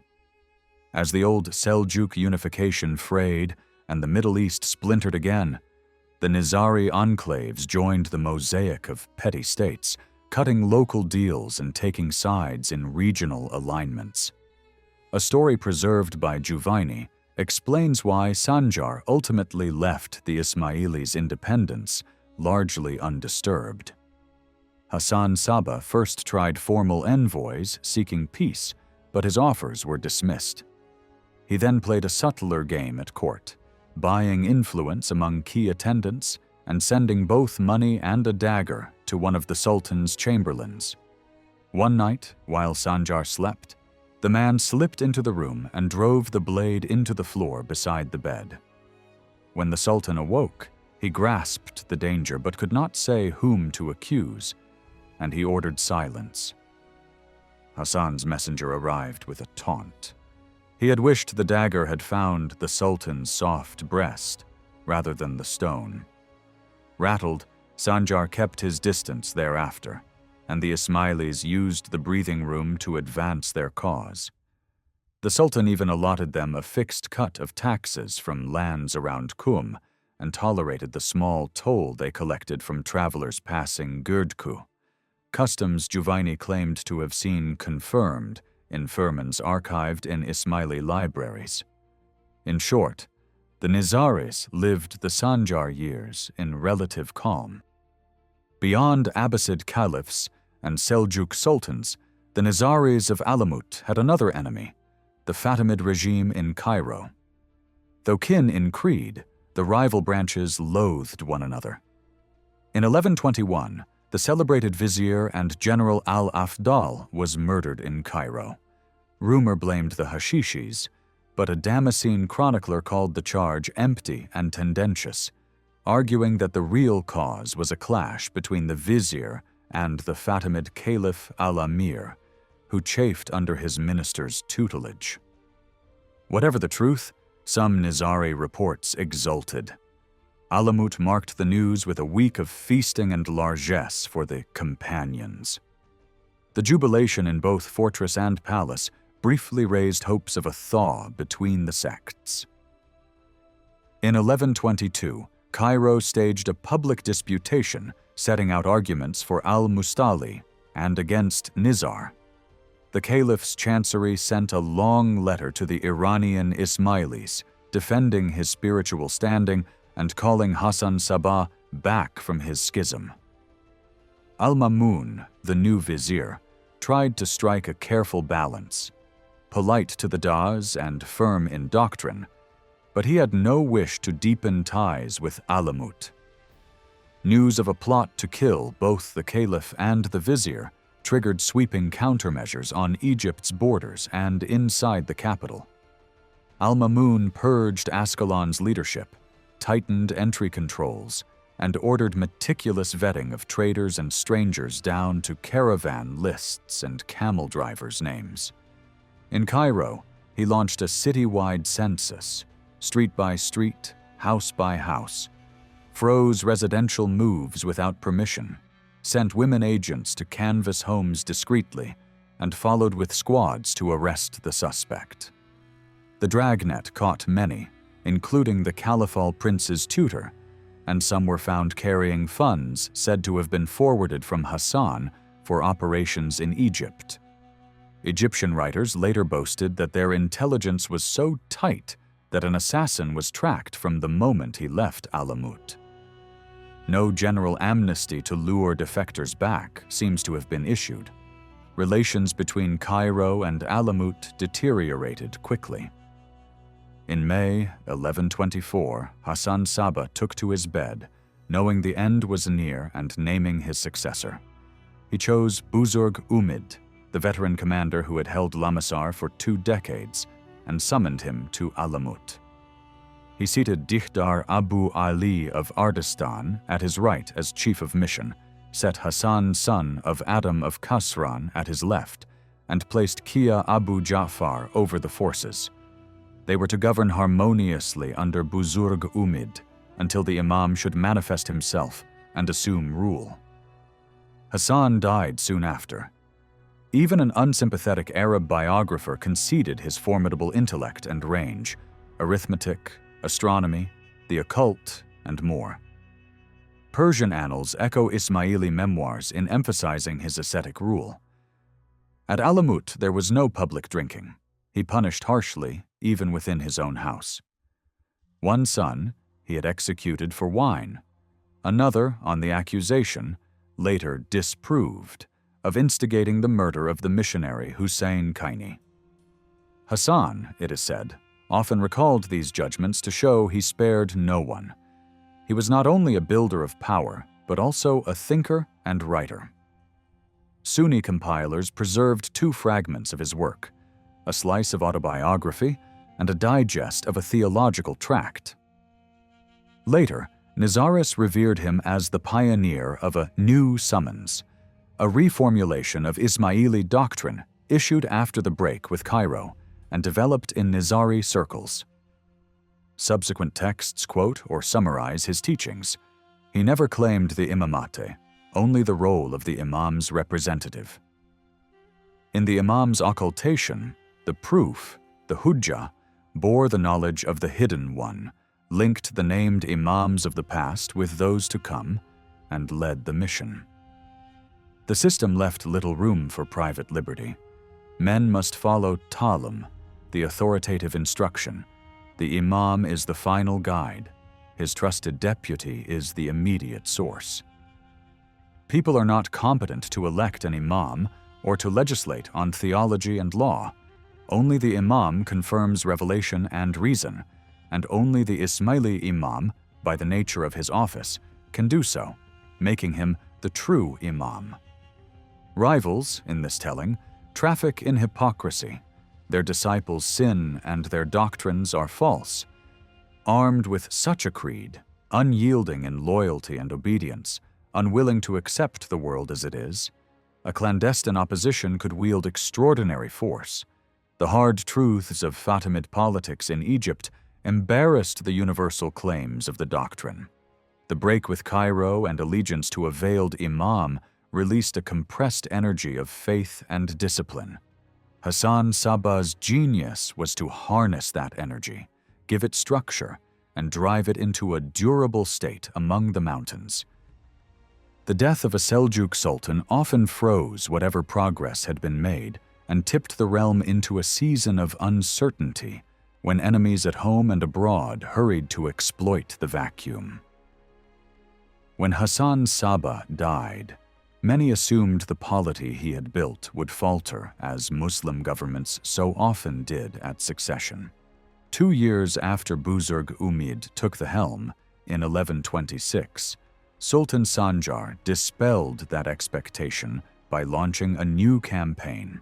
Since the expedition against Tabas in 1103, Sanjar had undertaken no major action against the Ismailis. There may even have been a tacit understanding. No single incident is known that would force war in 1126. More likely, rising confidence at court, paired with the belief that a dynastic change had left Alamut vulnerable, pushed the Seljuks to try to end the nuisance of an independent mountain power operating along and sometimes inside imperial frontiers. The hardline vizier Mu'in al-Din Kashani pressed the case. The opening blows seem to have come from the east. In that same year, the vizier ordered a ruthless offensive. Kill Ismailis wherever found, seize property, enslave women, and march on Tarasis in Kuhistan and on Baihak near Nishapur. Soldiers were told to strip what they could and leave no Ismaili alive. In these Muslim-on-Muslim wars, the Ismailis were denied the protections Islamic law normally afforded captives and non-combatants. They were treated as unbelievers with no right but death or bondage. Chroniclers boast of the sack of Tars, its people cut down, its leaders hurling themselves from a minaret, and of the raid on Tarasis, where the troops returned with rich plunder over fields of corpses. Yet the drive fell short. A locally backed follow-up force was routed, and one Seljuk commander was taken prisoner. Retaliation came swiftly. 2 fida'is insinuated themselves into the vizier's household disguised as servants. On Novruz, they were summoned to help choose 2 Arab stallions to be sent to the Sultan. They seized the moment and killed their patron on March 16th, 1127. The chronicler commented that he fought as befit his honor and died a martyr. Sanjar's counterstroke allegedly cost more than 10,000 Ismaili lives, an enormous figure absent from Ismaili and most other sources, and likely an embellishment. When the storm passed, Alamut was stronger than before. In Rudbar, they raised a new, formidable fortress at Maymundiz and pushed their frontier, notably around Talakan. In 1129, Ismaili forces, probably from Kuhistan, struck into Sistan. That same year, the Seljuk Sultan in Isfahan, Mahmud, invited an Alamut envoy to parley, hoping to stabilize relations. A mob murdered the emissary and his companion the moment they left the palace. The Sultan apologized but refused to punish the killers. Buzurg Umid answered with a raid on Qazvin that, by Ismaili reckoning, left 400 dead and yielded heavy spoils. Resistance broke when a Turkish emir fell to the Faidaris. Mahmud later marched on Alamut himself and failed to take it. After Mahmud died in 1131, the familiar carousel of claimants resumed. Some emirs allied with the Caliph al-Mustarshid against Sultan Mas'ud. But in 1139, the Caliph, his vizier, and many nobles were captured near Hamadan. The prisoner was treated respectfully at Maraga, until a band of Ismailis slipped into camp and killed him. To the assassins, an Abbasid caliph was the most coveted of targets. Rumor accused Mas'ud of complicity and even pointed toward Sanjar as instigator. Juvaini went out of his way to clear both rulers, praising Sanjar's orthodoxy and reverence for the caliphate. News of the caliph's death was greeted with a week of feasting at Alamut. Under Buzurg Umid, assassinations did not vanish, but they were fewer.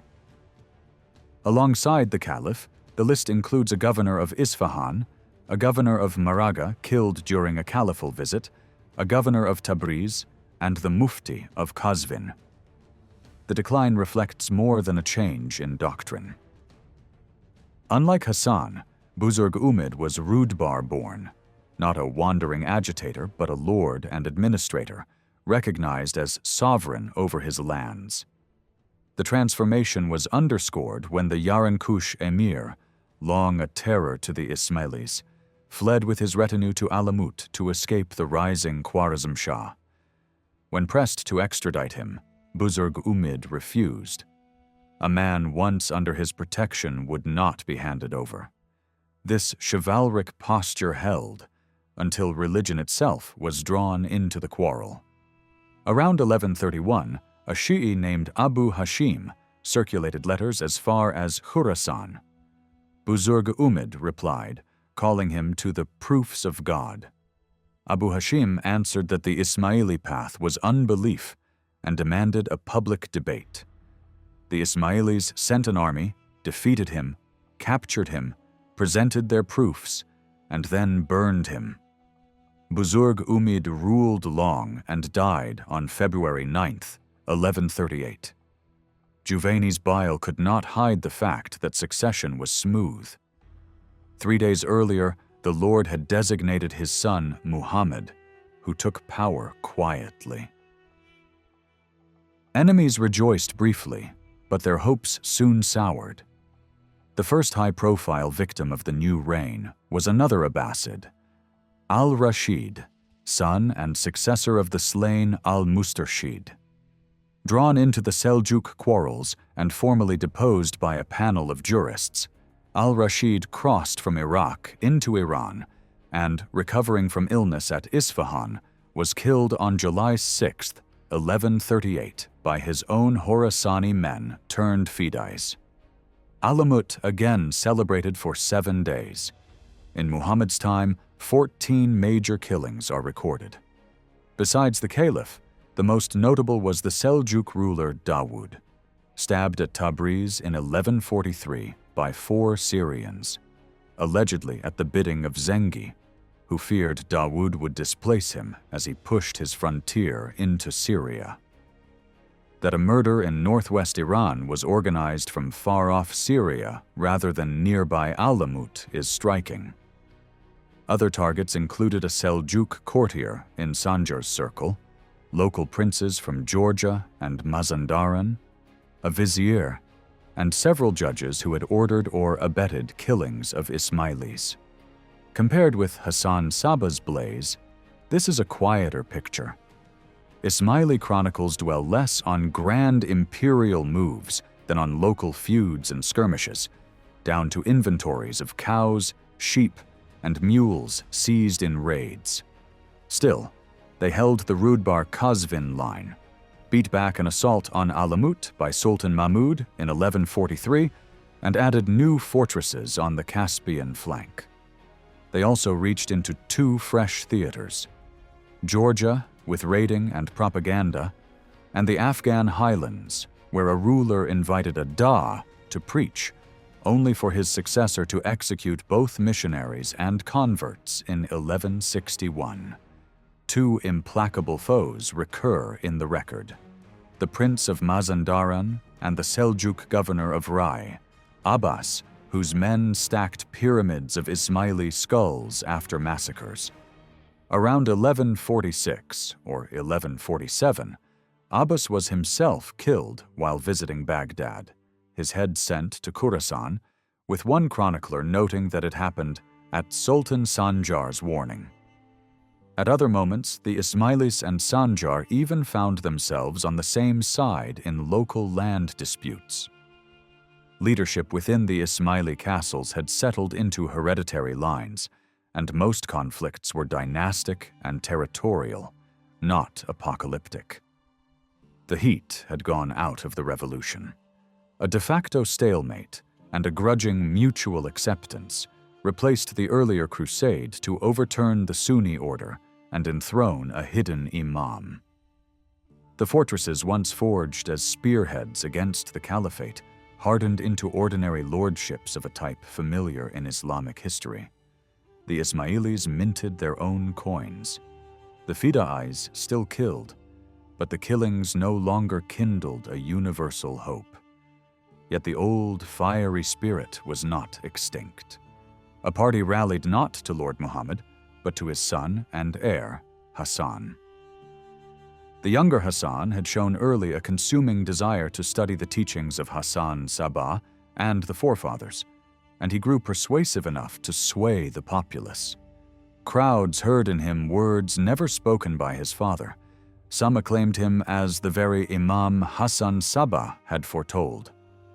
Muhammad, a strict traditionalist within the Nizari faith, took alarm. He publicly denounced his son, declared himself a da rather than an imam, and punished those who hailed Hasan as imam. Tortures, executions, even the notorious mass casting of 250 men from Alamut's walls, their bodies lashed to 250 others already slain. The rest fell silent. Hasan withdrew, masked his designs, and waited. When Muhammad died in 1162, the path was clear. Hasan, 35, succeeded without a challenge. At first he changed little, except that he lifted the rigid enforcement of the Sharia that had prevailed at Alamut. 2.5 years into his rule, in mid-Ramadan 559 AH, he proclaimed the resurrection. The scene, preserved in Ismaili texts and later reshaped in Persian chronicles, was startling. A platform was set in Alamut's courtyard facing west, 4 banners flying white, red, yellow, and green. Delegations from east and west, and from Rudbar and Dalam, stood in ordered ranks with their backs to Mecca. At noon, Hasan descended in white robe and turban, signaled for silence, mounted the platform with ceremonial grace, saluted the Dalamites, then the right and left ranks, drew his sword aloft, and proclaimed that a message had come from the hidden imam. The elect were freed from the strictures of the law, the resurrection had dawned, and Hasan was named deputy, summoner, and proof.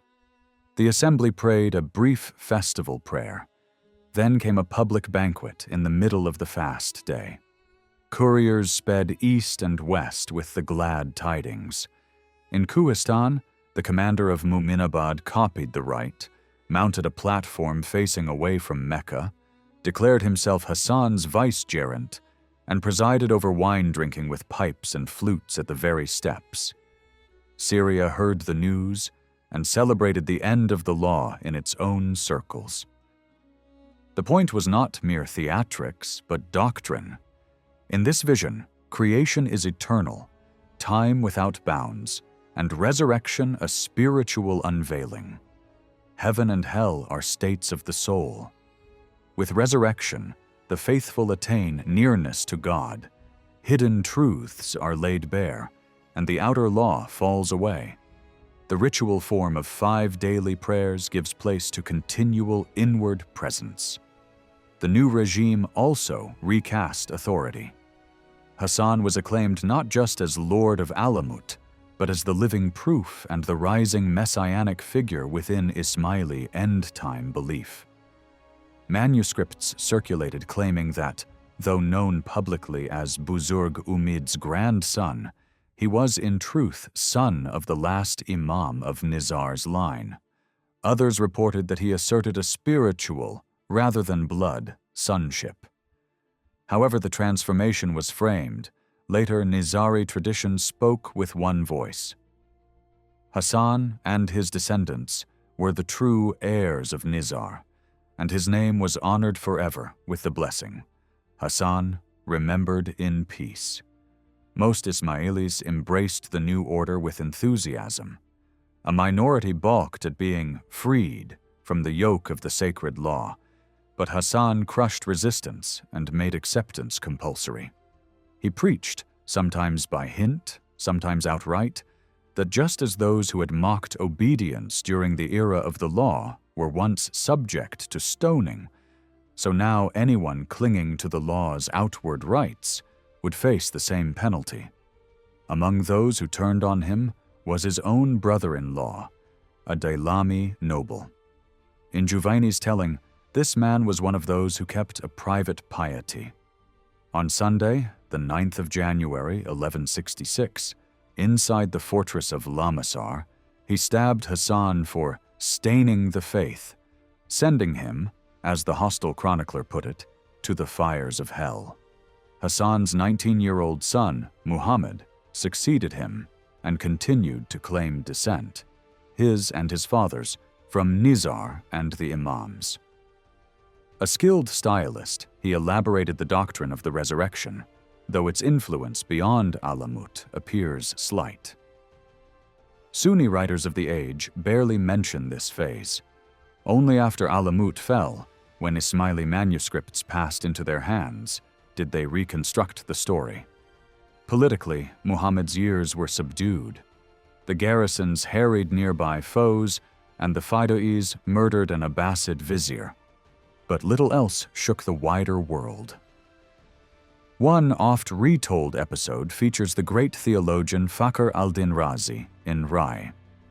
After Razi spent months refuting Ismaili teachings in his lectures, a Fidai enrolled as a student, attended for 7 months, and finally cornered him to discuss a difficulty. Knife drawn, he pinned Razi to the floor.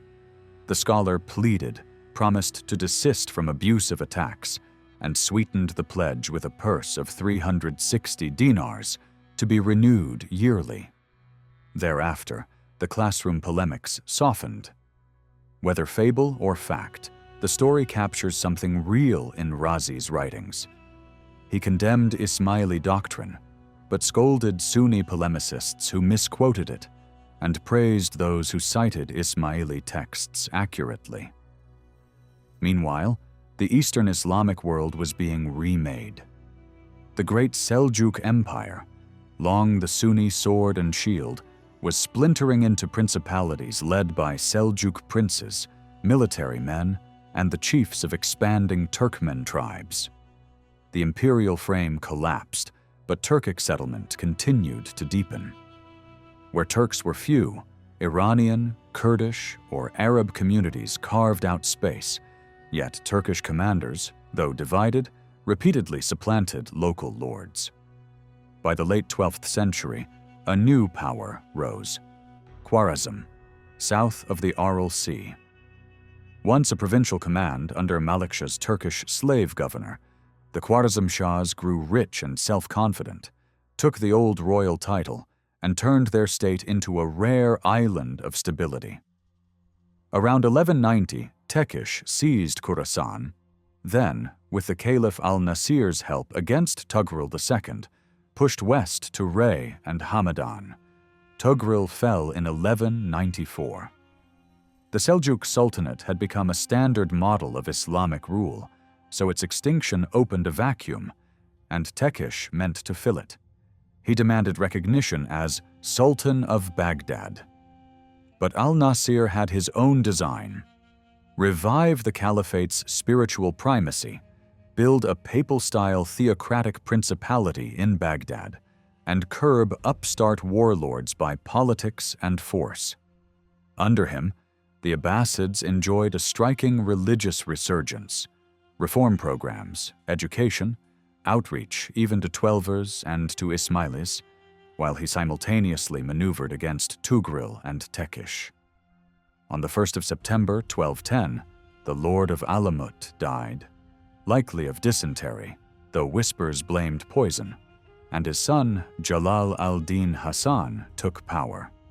Even while his father lived, Jalal had recoiled from the resurrection program and longed for entry into the wider Muslim fraternity. As Juvaini puts it, once named heir, he repudiated his father's teachings, loathed the antinomian customs and pleasures, and quietly courted the caliph and regional rulers with promises. When he ruled, he would abolish innovation and restore Islamic norms. True to his word, he proclaimed his adherence to Islam the moment he ascended, rebuked his own people for their attachment to heresy, banned it, and wrote to Baghdad, to the Khwarezm Shah, and to princes and emirs across the region announcing the change. In Baghdad, decrees welcomed Hasan the New Muslim. His followers were soon dubbed New Muslims as well. Jalal al-Din's path diverged sharply from his father's, a shift biographers link to the influence of his Sunni mother. Qazvin's townsmen remained skeptical, hardly surprising given their bloody history with Alamut. So the new lord made a show of sincerity. He invited Qazvin's notables to inspect the Alamut library and remove whatever they deemed offensive, then ordered those works, treatises by Hasan Sabbah and by his own forebears, burned before their eyes. Juvaini claims to have seen a letter to Qazvin's elite in which Jalal al-Din celebrated his return to Islam and, in his own hand, cursed his ancestors by name. His mother performed the pilgrimage in 1212 to 1213 and was honored in Baghdad. A Meccan incident, where the sheriff's cousin was killed and Iraqi pilgrims were punished, did not derail his rapprochement. He cultivated Muslim allies in Iran and Azerbaijan, exchanged gifts, and joined them, along with the Caliph, in campaigns against their common rival in western Iran. Baghdad's backing went further still. When the lords of Gilan hesitated to give him their daughters, they deferred to the Caliph, who ordered them to proceed according to the law. Jalal al-Din took 4 Gilan princesses as concubines. One would bear the next imam. His conduct underscored his strength. With a single, sudden decree, he repealed the resurrection and restored the law, and compliance followed in Rudbar, Kuistan, and Syria. Unlike his predecessors, he did not shut himself in Alamut. He spent a year and a half abroad without incident, dispatched armies rather than assassins, built mosques and baths, and tried to remake his territory from assassin's nest into a respectable kingdom bound to its neighbors by marriages and treaties. He shifted sides like any regional prince, at first favoring the Khwarazm Shah. They even read the sermon in his name in Rudbar, then helping the Caliph, even to the point of assassinating a rebellious emir and a Meccan sheriff at Baghdad's behest. And when a new terror rose in the east, he moved early. Ismaili sources boast that before Mongol armies entered the Dar al-Islam, he had already sent secret letters of homage to Chinggis Khan.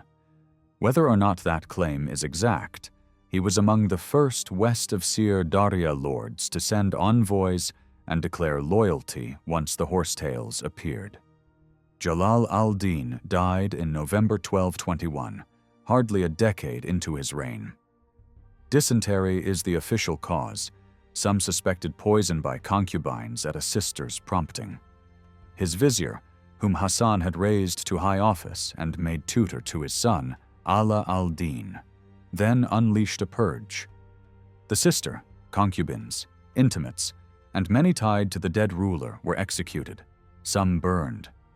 How to read Jalal al-Din's turn? For Juvaini and other Persian Sunnis, it was genuine repentance and reform. A prince disgusted by his father's creed who brought his people back to true Islam. The caliph's embrace, his mother feted, marriages brokered, suggests real trust.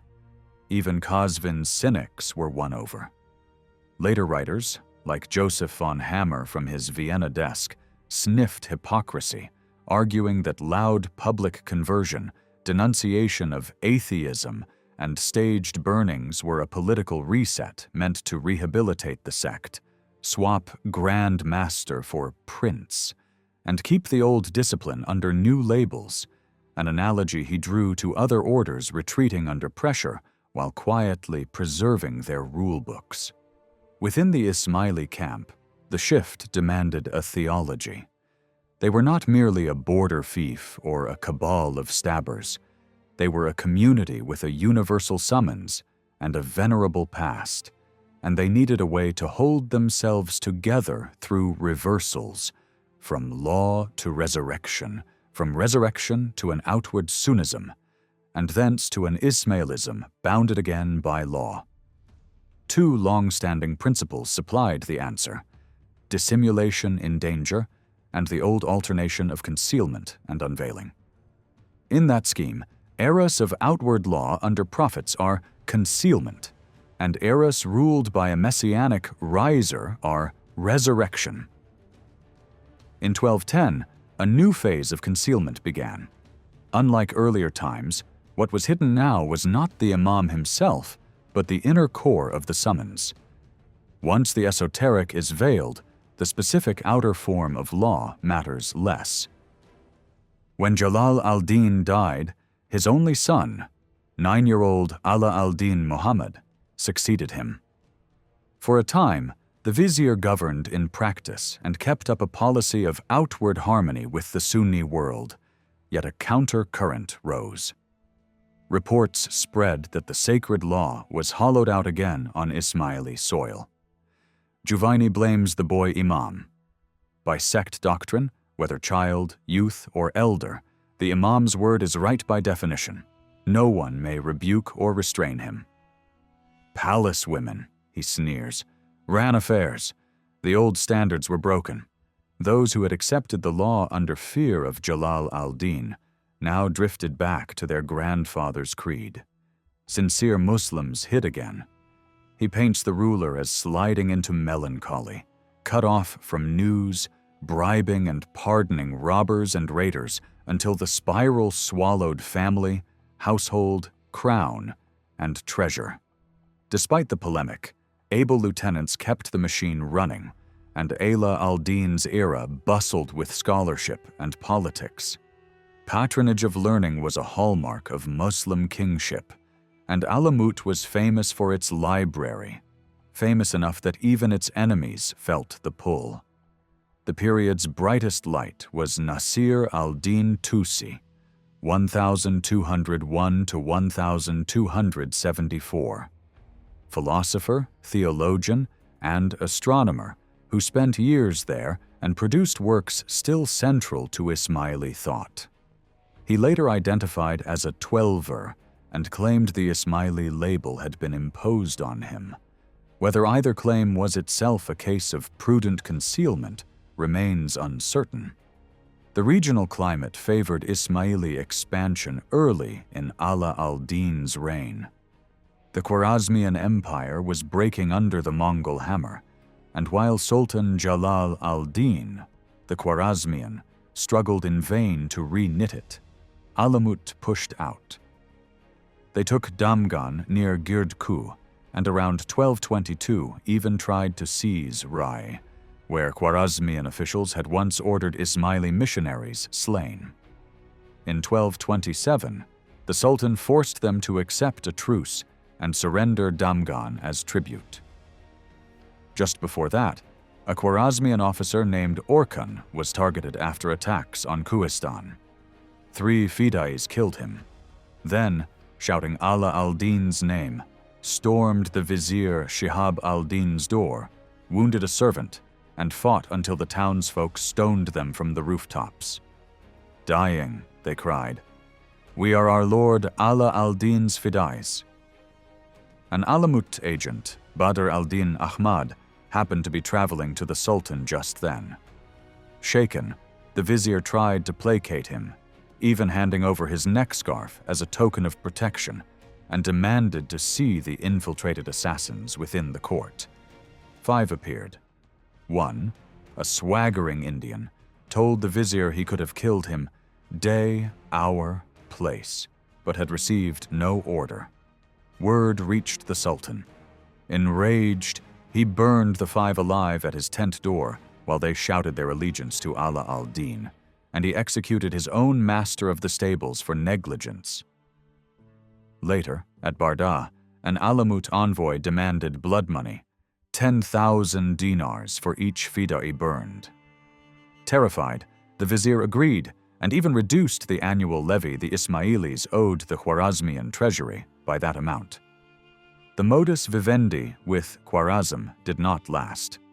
Quarrels with Sultan Jalal al-Din flared on and off. Alamut kept its friendships with the Sultan's 2 great enemies, the Caliph in the west and the Mongols in the east. In 1228, Badr al-Din Ahmad crossed the Oxus toward the Mongol court. Khwarezmians, claiming to find a Mongol agent bound for Anatolia among them, intercepted a westbound Ismaili caravan of 70 and cut them down. The feud of war, murders, and shouted threats dragged on for years. On one occasion, when the court wanted the tribute demanded for Damgan reduced, Nesevi was dispatched to Alamut as envoy, and he clearly relished the assignment.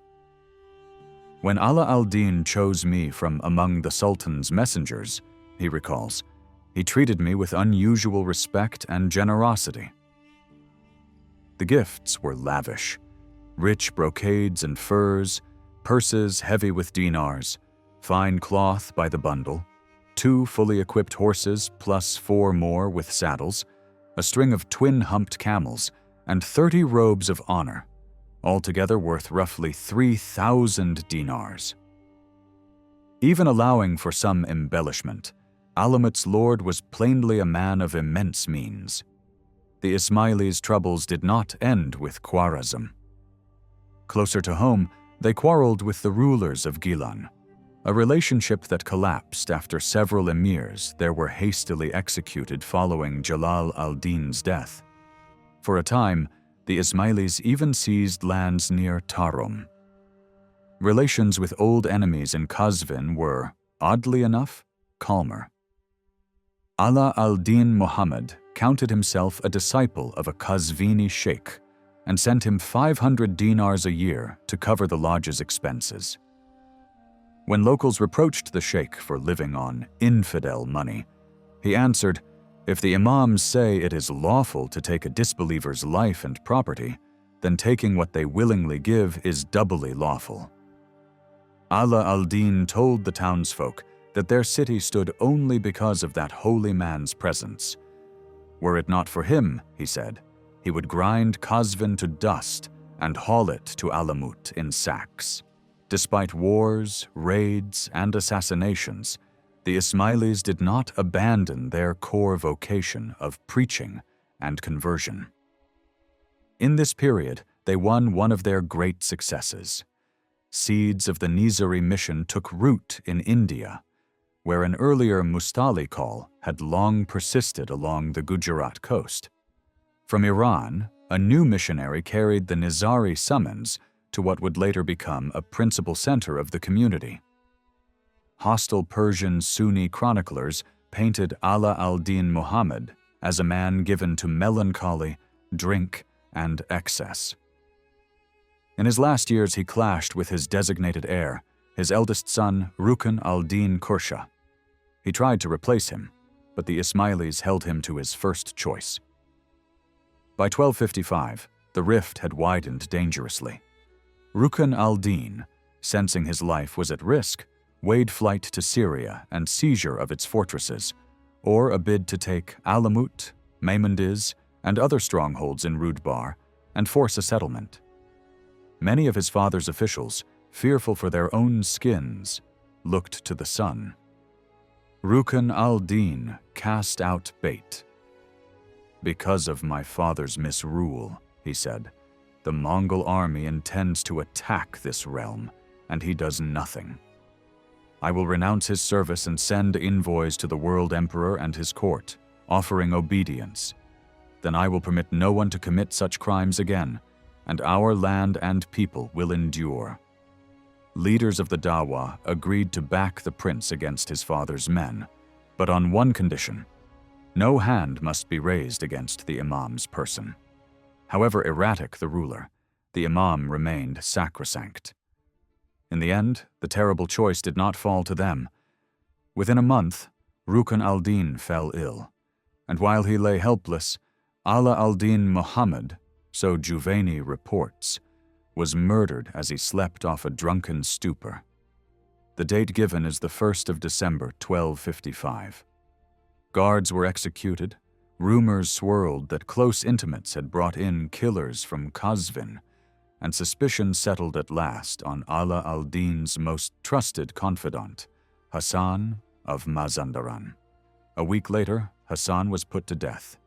His body, and even 2 daughters and a son, were burned. Rukn al-Din succeeded to the throne. By then the Ismailis were edging toward their most dreadful foe.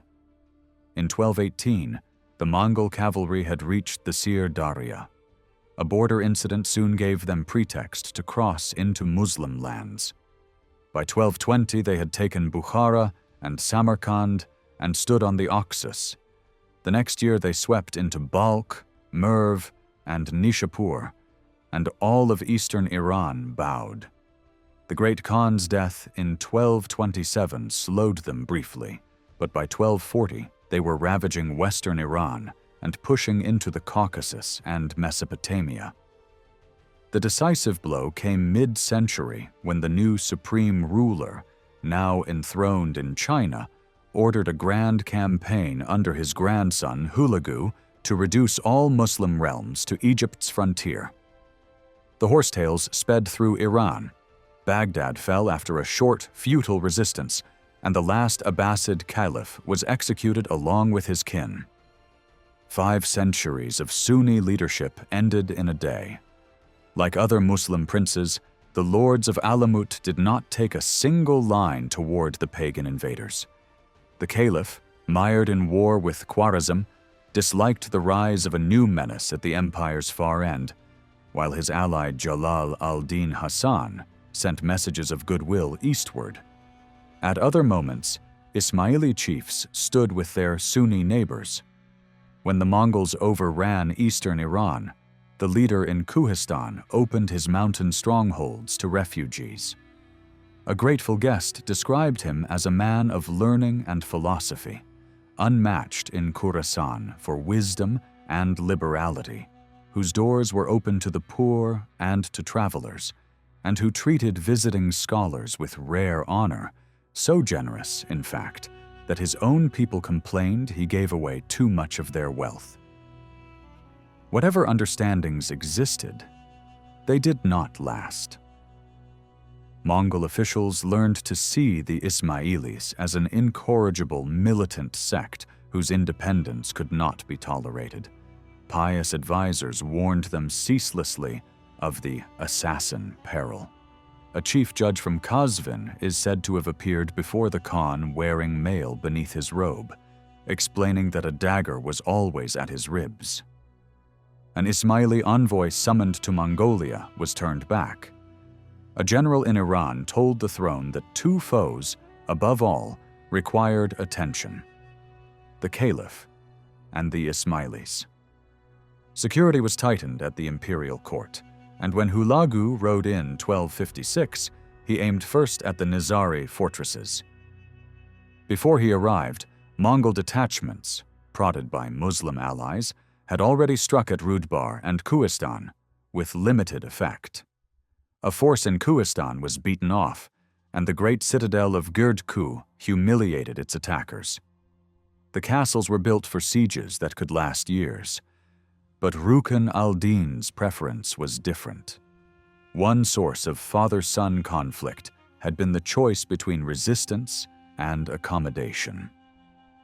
Upon taking power, he tried to mend fences with Muslim neighbors and sent word to the Mongol commander in Hamadan that, unlike his father, he would humble himself and clear the cloud of doubt from above his house. Advised to present himself to Hulagu, he first sent his brother Shansha. Mongols pressing on Rudbar found themselves stalled, burning crops in frustration. Elsewhere, they overran parts of Kuhistan. A message then came from Hulagu. If Rukn al-Din would disarm his castles and come to pay homage in person, his lands would be spared. The Imam agreed in principle and staged some token demolitions at Alamut, Maimundiz, and Lamasar, then begged a year's grace before appearing. He wrote to his governors in Girdku and Kuhistan to submit to the Mongol court. Most complied, though Girdku held out. When Hulagu summoned him to Demavand within 5 days, failing that to send a son, Rukn al-Din dispatched a boy of 7. Suspecting a substitution, Hulagu returned the child, and demanded another brother to relieve Shansha. By then, Mongol banners were within 3 days of Alamut. An ultimatum followed: disarm Maimundis and appear in person, and the Yeka Khan's favor would be his. Refuse, and only heaven knew the sentence. The Mongol host encircled the Rudbar strongholds. Hulagu himself directed the siege of Maimundis, where Rukn al-Din resided. Alamut split, some urging a negotiated surrender under the best terms possible, others vowing to fight to the end. Rukn al-Din inclined to the first, and among those nudging him that way was Nasir al-Din Tusi, who warned that the stars did not favor resistance. Tusi was the final envoy sent from Maimundis to talk terms. Hulagu agreed to receive the imam with family, household, and treasure. The famed horde, once dragged outside the walls to look more impressive, proved thinner than legend allowed, and much of what there was, the Khan distributed among his troops. Hulagu treated his captive splendidly, indulging odd whims. Learning of his passion for Bactrian camels, he gifted him 100 breeding females. Impatient for offspring, the imam asked for 30 males as well. He was even allowed to marry a Mongol girl he claimed to love more than his crown. The bargain had logic. A compliant imam could call in the last strongholds without costly sieges.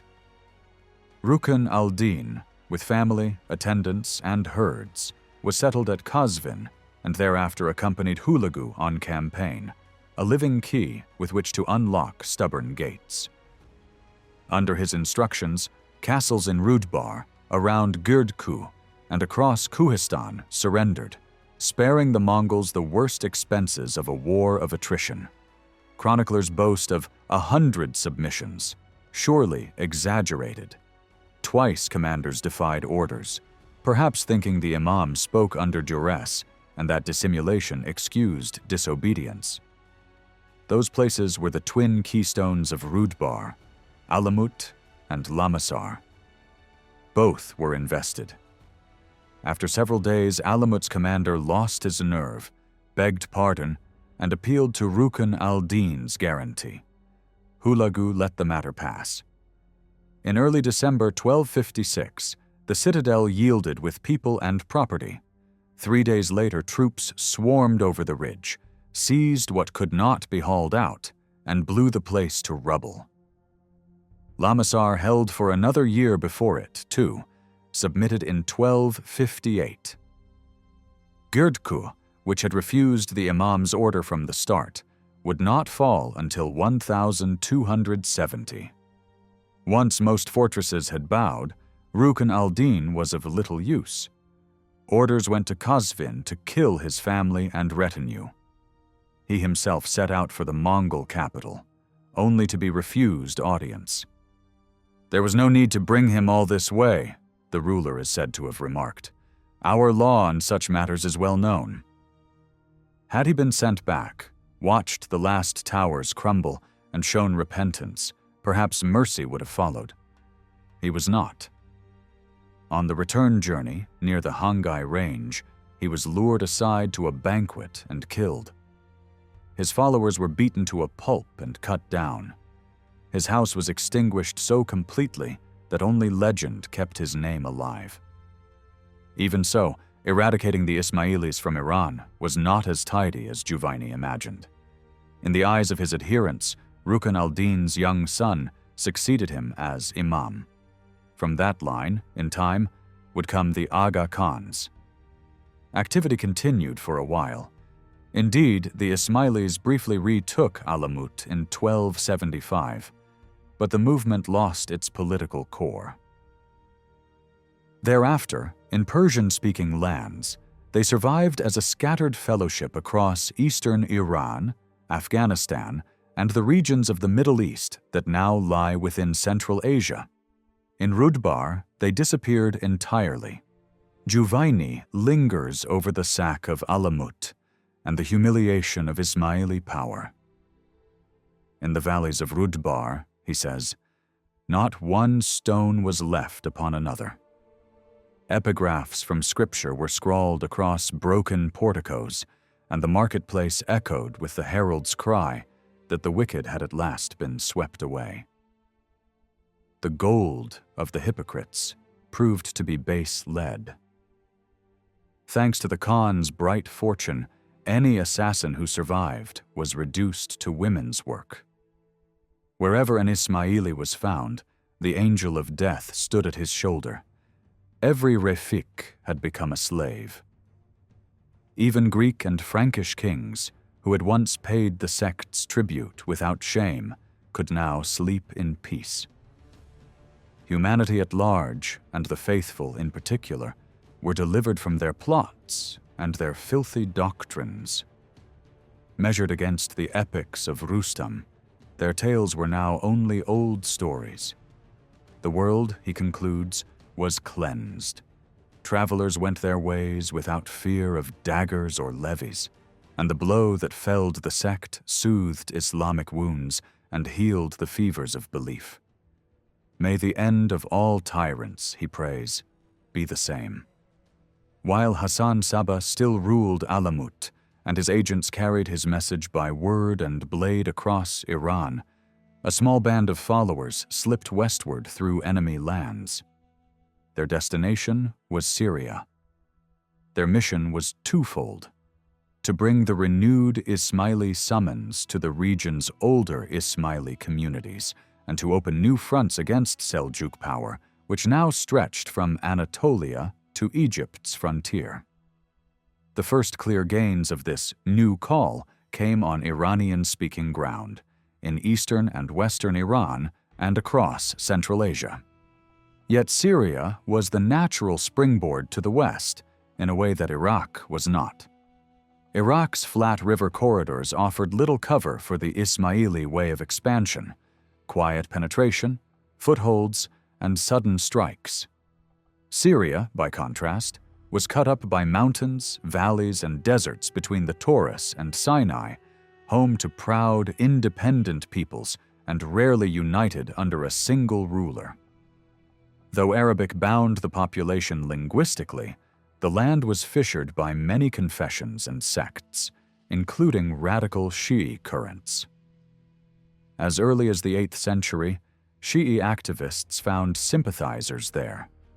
By the late 9th and early 10th centuries, the Ismailis' hidden imams had made Syria a clandestine base and a launchpad for their first bids for power. When the Fatimid Caliphate rose in Egypt and pushed into Asia, Syria often fell, in whole or in part, under Ismaili sway during the late 10th and 11th centuries, fertile ground for preaching and organization.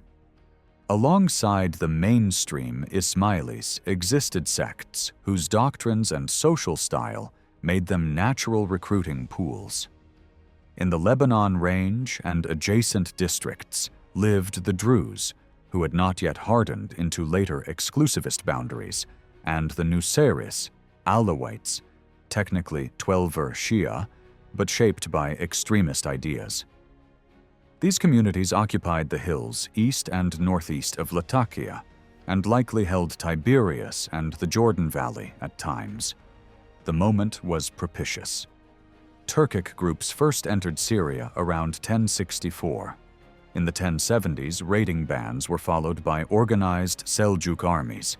Soon, nearly all of Syria, except a coastal ribbon held by the Fatimids, lay under Seljuk rule, with Tutush, brother to Sultan Malik Shah, at the top. Tutush died in 1095 in a civil war over the Sultanate.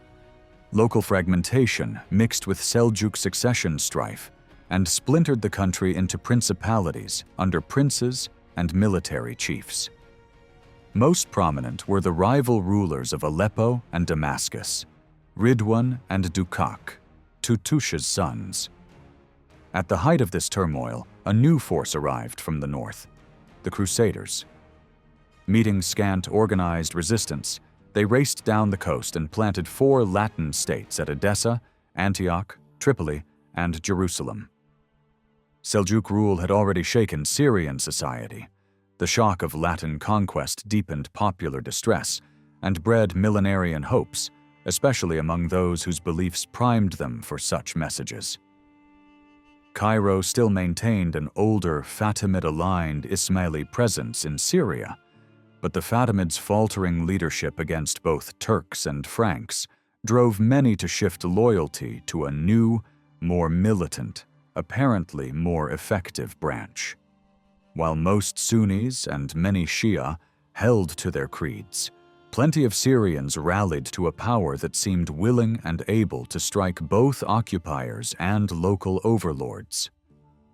From the outset, the Alamut emissaries tried to replicate Persian methods and outcomes. Their strategic aim was to control strongholds by seizure or agreement and turn them into bases for a campaign of selective terror. To get there, they inflamed and steered the zeal of mountain followers and, whenever it served both sides, accepted cautious cooperation from regional emirs.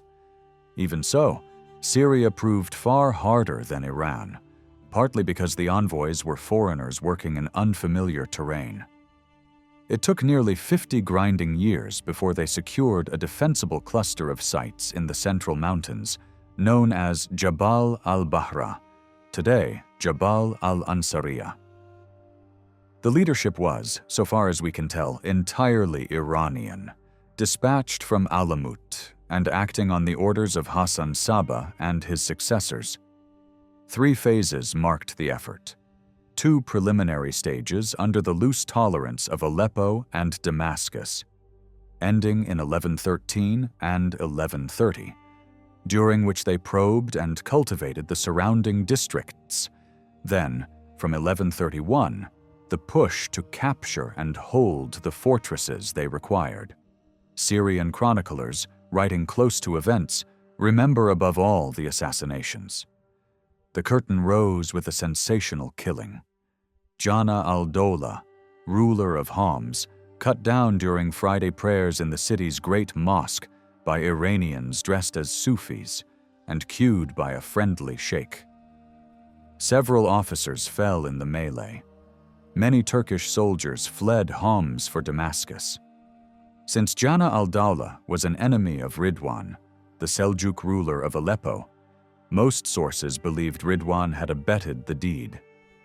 They also named the Syrian head of the Hashashins, al-Hakim al-Munajim, a physician-astrologer from Iran who had settled in Aleppo.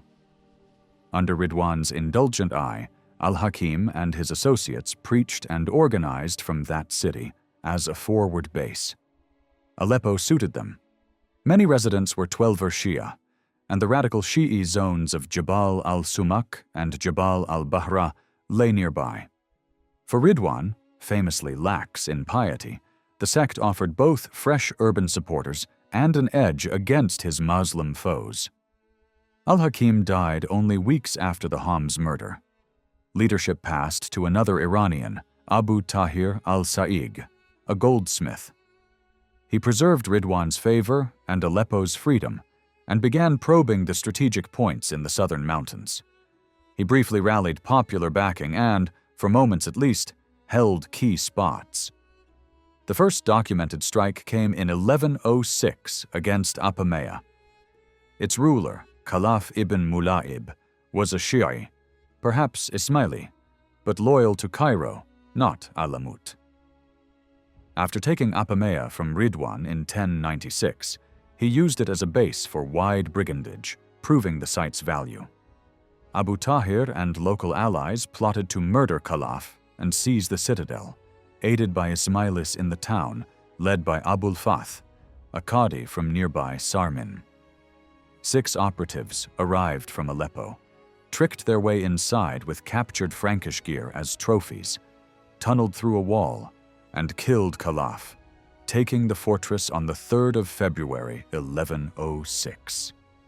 Abu Tahir soon came to assume command. The success was short-lived. Tancred, the Crusader prince of Antioch, swooped in, accompanied by Abul Fath's brother as a hostage.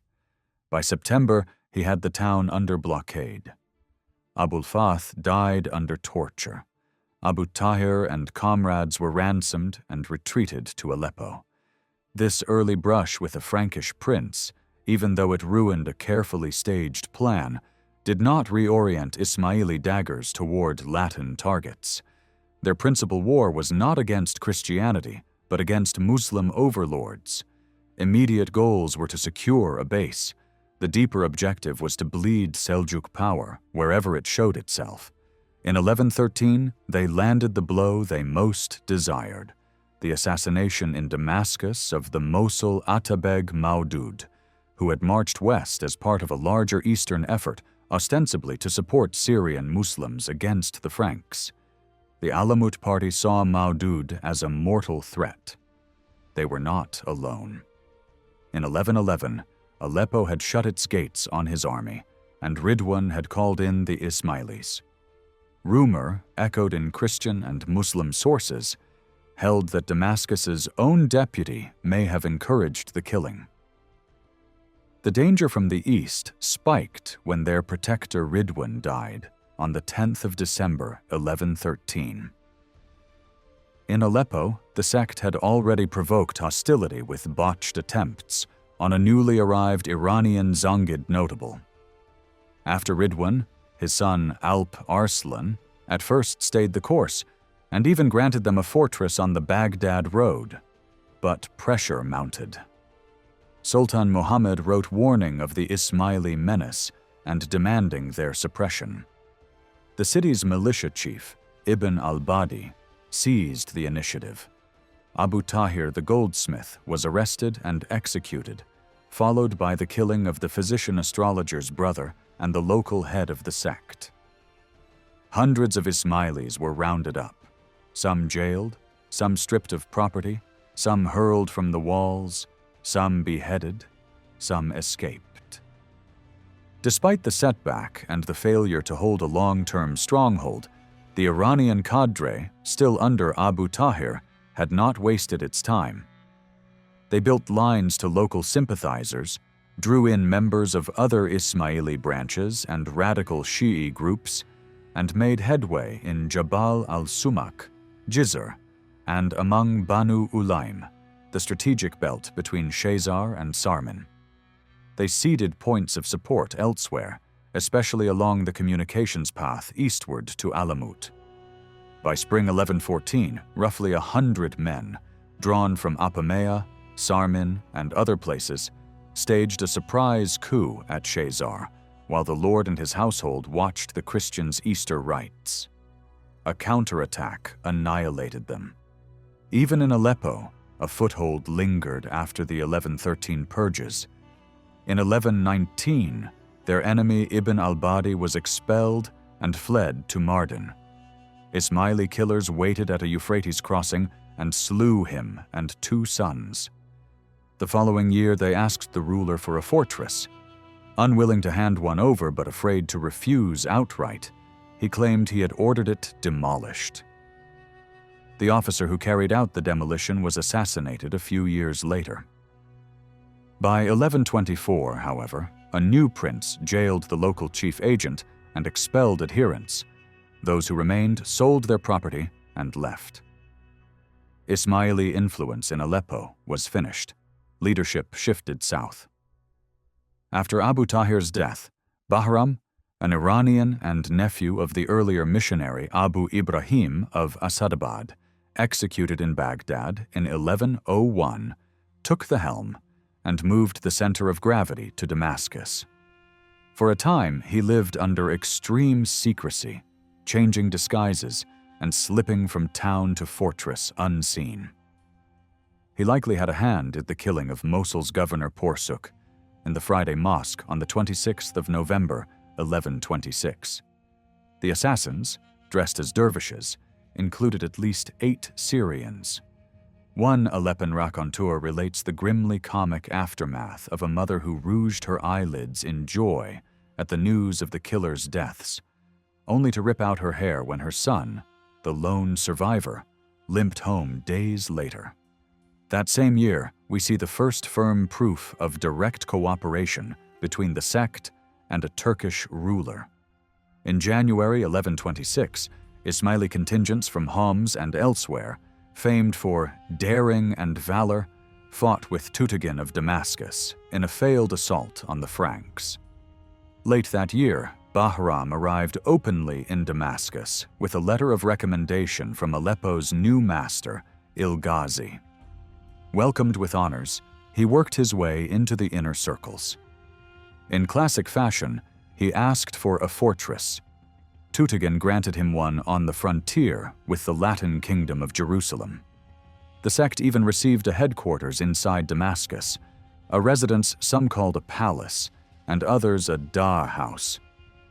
The Damascene chronicler pins responsibility on the vizier al-Mazdagani, not himself an Ismaili, but a willing accomplice and hidden power.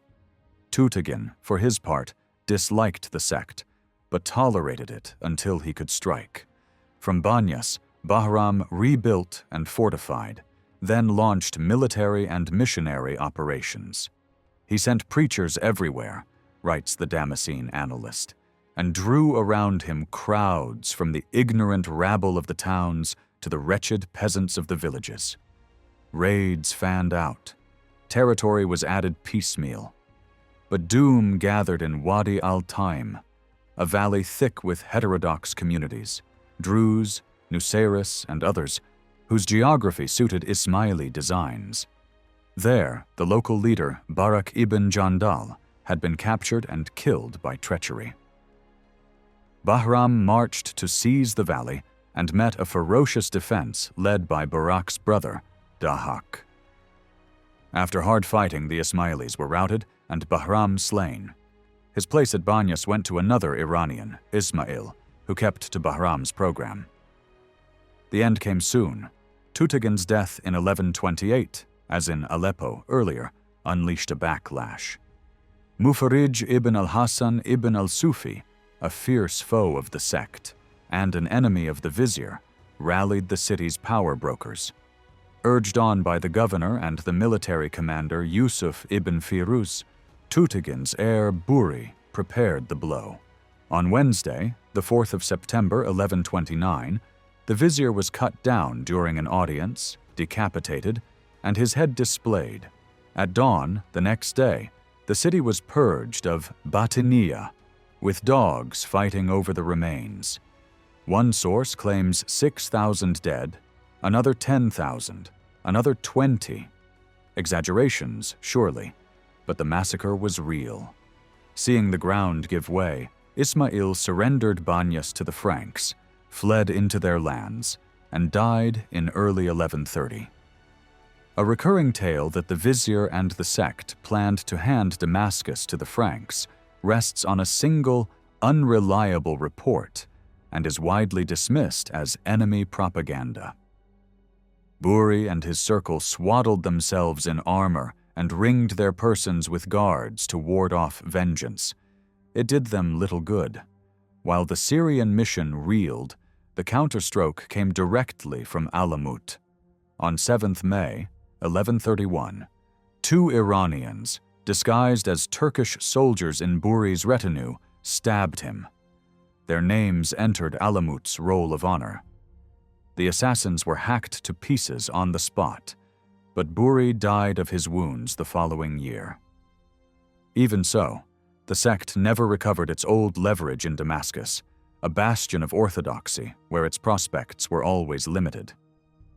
Throughout these years, the Ismailis fought not only Turks, but also their old rivals in Cairo. To them, the reigning Fatimid caliph sat on a stolen seat. Driving him out and asserting the rights of Nizar's line was a sacred duty.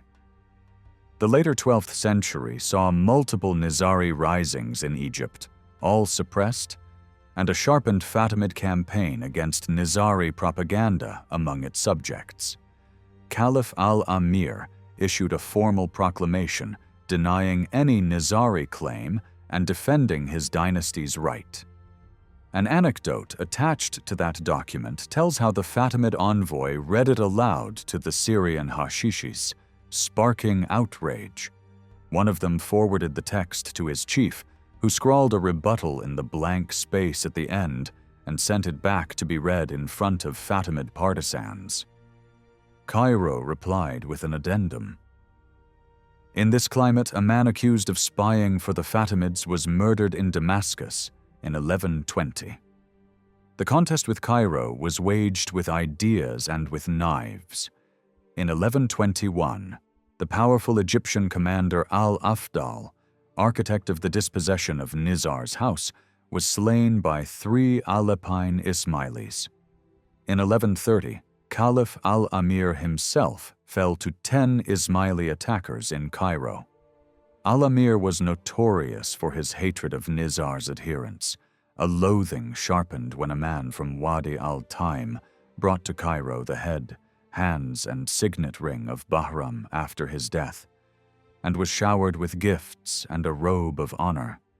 Claims that the Ismailis collaborated with the Franks at this time are scarce and late. They more likely reflect a later mentality shaped by the ideal of universal jihad than contemporary reality. There is no evidence of a targeted Frankish assassination in this early Syrian phase. Nonetheless, Ismaili forces clashed with Crusader armies at least twice, and refugees from Aleppo and Banyas did take shelter in Frankish domains. When Banyas was evacuated, handing the place to the Franks, rather than to Muslim rulers, was likely a matter of geography and immediate self-preservation. The next 2 decades saw the sect's third and most successful bid to anchor itself in Syria's stone spines. This time they pushed into Jabal al-Bahra, just southwest of their first testing ground in Jabal al-Sumak, and stuck. The Franks tried and failed to dislodge them. In 1132 to 1133, the Muslim lord of Qadmus, who had seized the fortress from the Franks the year before, sold it to the Ismailis.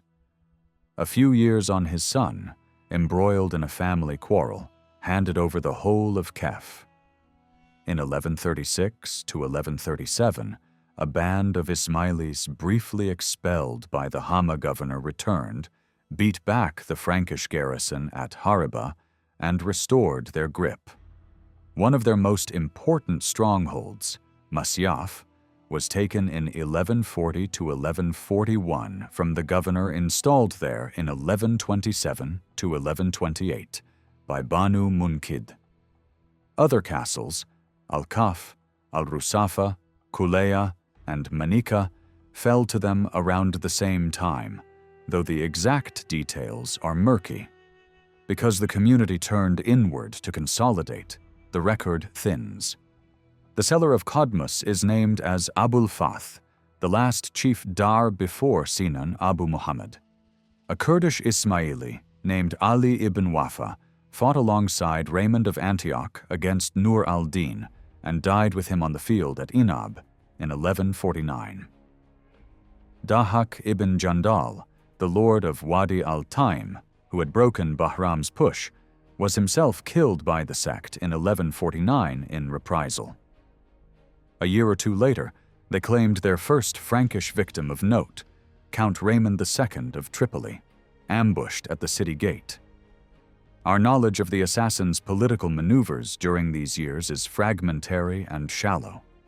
They had little reason to feel anything but hostility toward the Zengid rulers of Mosul, who were among the most powerful Turkish princes of their time.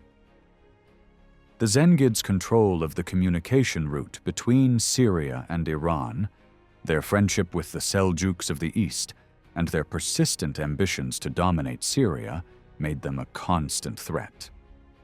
They had already lost leaders like Maudud and Porsuk to the dagger, and their dynasty faced repeated danger.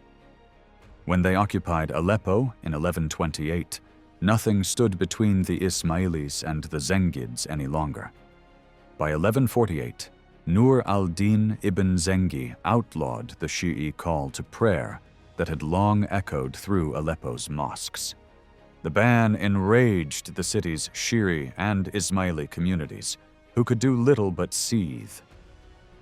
In such a climate, It was hardly surprising to find an Ismaili contingent fighting alongside Raymond of Antioch, the only power then capable of challenging Zengid dominance in Syria. At this time, leadership of the Syrian assassins fell to the most formidable of their chiefs, Rashid al-Din Sinan. He was born near Basra in the village of Akra al-Sudan, on the road to Wasit. Some called him an alchemist, others a scholar, but the influence he later wielded suggests he came from a family of standing.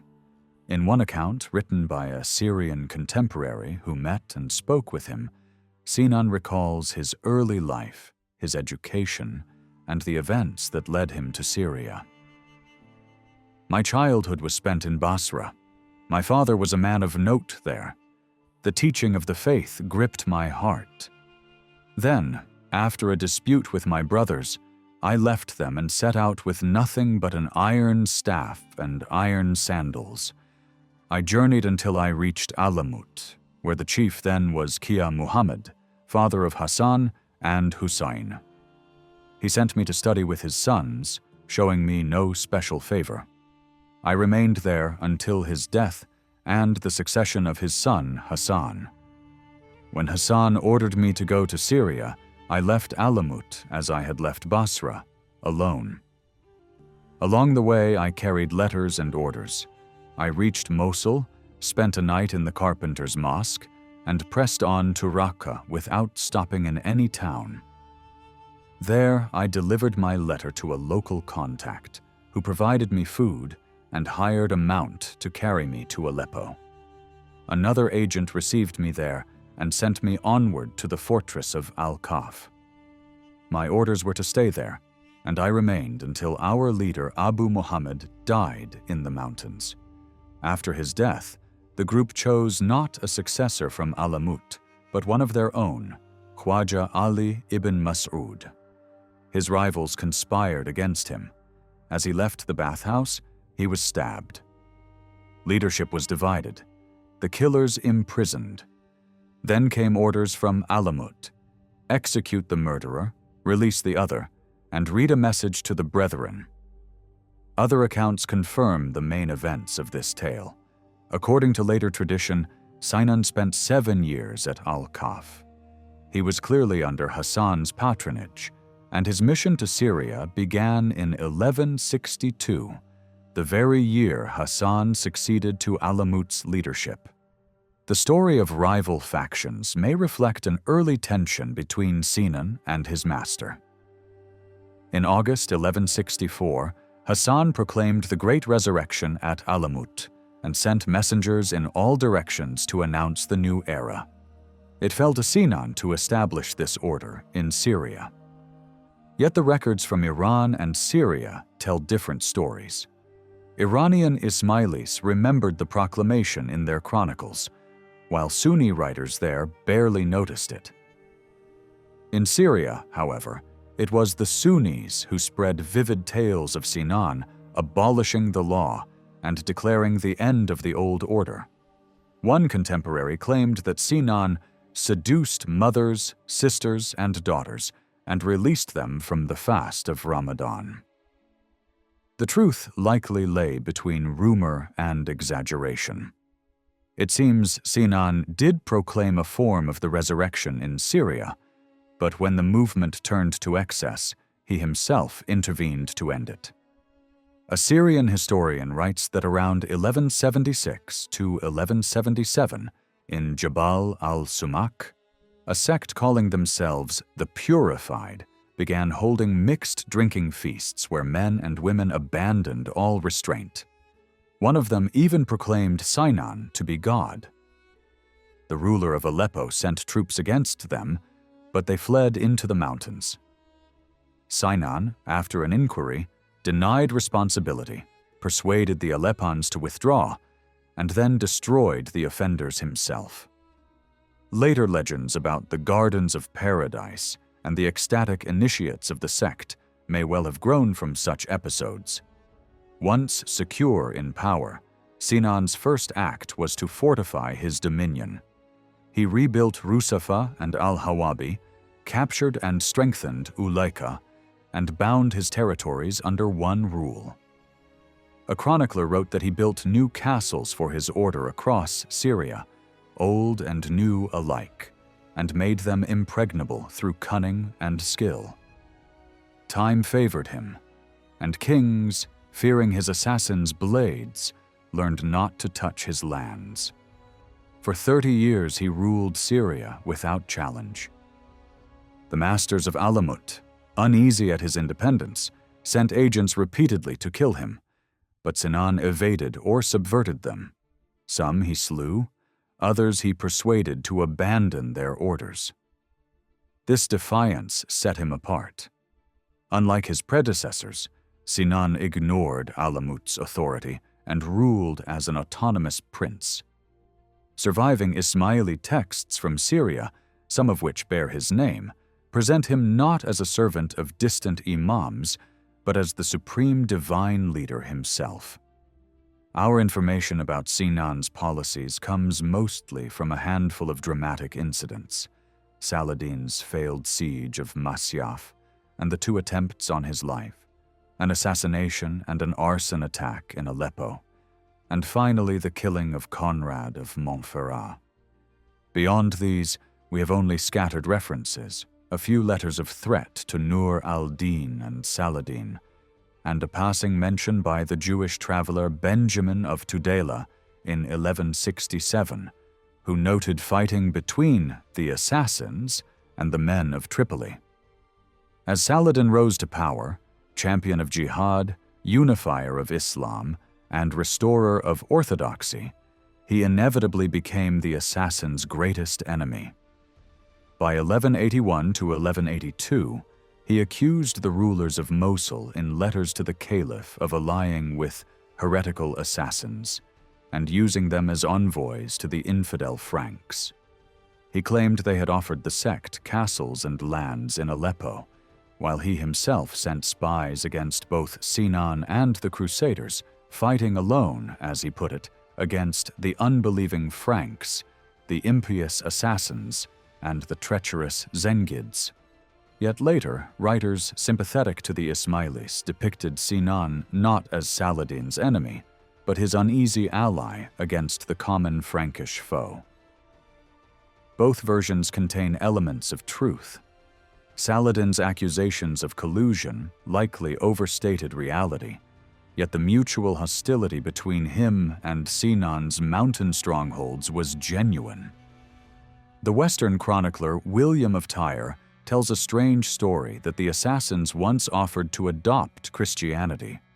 A fable, perhaps, but one that hints at temporary understandings between Sinan and the Kingdom of Jerusalem. The first attempt on Saladin's life came during his siege of Aleppo in the winter of 1174 to 1175. Gumushtigin, the regent ruling Aleppo for a young Zengid prince, reportedly offered Sinan money and land to eliminate Saladin. On a cold morning, the assassins crept into the camp disguised as soldiers, but were recognized by a neighboring emir, Abu Kubais, who questioned and then killed them. The Sultan escaped unharmed amid heavy fighting. A second attempt followed on 22nd May 1176 during Saladin's siege of Azaz. Assassins disguised as his own troops suddenly attacked him with knives. His armor saved him, and his men cut down the killers. Some sources again accuse Gumushtigin of instigating the plot. Thereafter, Saladin took extreme precautions, sleeping in a wooden tower at night and refusing to admit strangers to his presence. It seems unlikely that Sinan acted merely as Gumushtigin's hired hand. More plausibly, he accepted the regent's offers for his own reasons, gaining funds and advantage in his personal war. A letter Saladin wrote in 1174 from Cairo mentions a failed Fatimid conspiracy and claims its leaders had written to Sinan, pledging allegiance and urging him to strike against Saladin. Since the Nizari Ismailis rejected the Cairo caliphs as usurpers, Sinan can hardly have acted on their behalf. At most, he exploited their overtures for tactical gain. One chronicler offers another explanation. That same year, an anti-Shi'i sect in Iraq called the Nubuwaya massacred thousands of Ismailis at Al-Bab and Buza, seizing captives and loot. When Saladin's forces moved north soon after and ravaged Ismaili villages around Sarmin, Marat al-Misron, and Jabal al-Sumak, the mountain people's thirst for revenge was understandable. Whatever the spark, Saladin's consolidation of Muslim power made him a natural target for their fury. In August 1176, Saladin marched in person to punish them and besieged Masyaf, Sinan's stronghold. Accounts of what followed vary. Some say his uncle, the emir of Hama, interceded at the plea of neighboring rulers. Others claim Saladin abandoned the siege because the Franks invaded the Bekaa Valley and his army was needed elsewhere. One Syrian historian even suggests that Saladin himself sought mediation after the assassins' terror tactics unnerved his troops. The Ismaili version, rich in legend, tells that Saladin was haunted by Sinan's supernatural power. Through Hama's emir, he begged for peace, and Sinan granted him safe withdrawal. Whatever the embellishment, a truce was evidently reached. After Masyaf, no open conflict flared between them again, and hints of mutual understanding appear in later records. Chroniclers tried to explain Saladin's tolerance with colorful tales. One story tells of a letter he sent threatening Sinan, and of the defiant reply he received. "We have read your letter and know your meaning. Your threats are nothing to us. Many before you have blustered. It was we who destroyed them. If you wish to test fate, do so. Soon enough you will see what becomes of tyrants. You order our heads cut off, our castles razed. Empty dreams.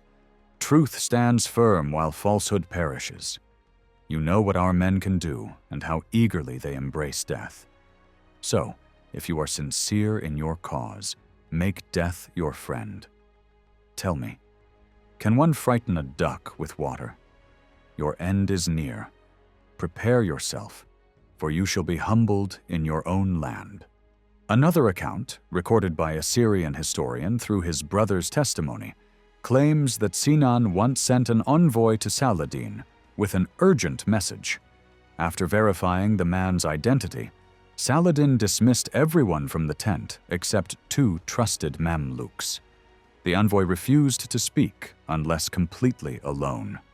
Saladin refused, saying the 2 were as his own sons. The envoy turned to the Mamluks and asked, "If I ordered you, in your master's name, to kill him, would you obey?" They drew their swords and replied, "We would." Astonished, Saladin fell silent, and the envoy departed. From that day, says the chronicler, the Sultan chose peace with Sinan. On 31st August 1177, another killing shook Syria. Shihab al-Din ibn al-Ajami, vizier to the Zengid ruler of Aleppo, was murdered. 2 failed follow-up attacks on his servants followed. Syrian sources attribute the plot to Gumushtegin, who forged letters in the ruler's name to persuade Sinan to act. The captured assassins claimed they had obeyed royal orders. Whatever the truth, the killing deepened the rifts in Aleppo, much to Saladin's irritation. Conflict between Sinan and Aleppo continued. Around 1179 to 1180, Aleppo's ruler seized al-Hajira from the assassins. Sinan's protests brought no result. His agents retaliated by burning the city's market, causing heavy losses. None of the arsonists were caught, proof that sympathizers still existed within the city walls. The most famous act of all came on 28th April 1192, the murder of Conrad of Montferrat, newly elected king of Jerusalem, in the streets of Tyre. The killers, disguised as monks, had gained the trust of the bishop and the marquis himself. When the moment came, they struck with daggers. Captured and interrogated, they confessed that the deed had been commissioned by the King of England. Many Eastern and Western writers repeat that claim. Richard's sudden benefit from the death and the hasty marriage of Count Henry of Champagne to Conrad's widow, seizing the empty throne, gave the tale a persuasive ring. Yet others saw Saladin's hand behind it. The historian Ibn al-Athir, though he loathed Richard, thought the Franks themselves blamed the English king, while he personally suspected Saladin, claiming even to know the sum paid to Sinan.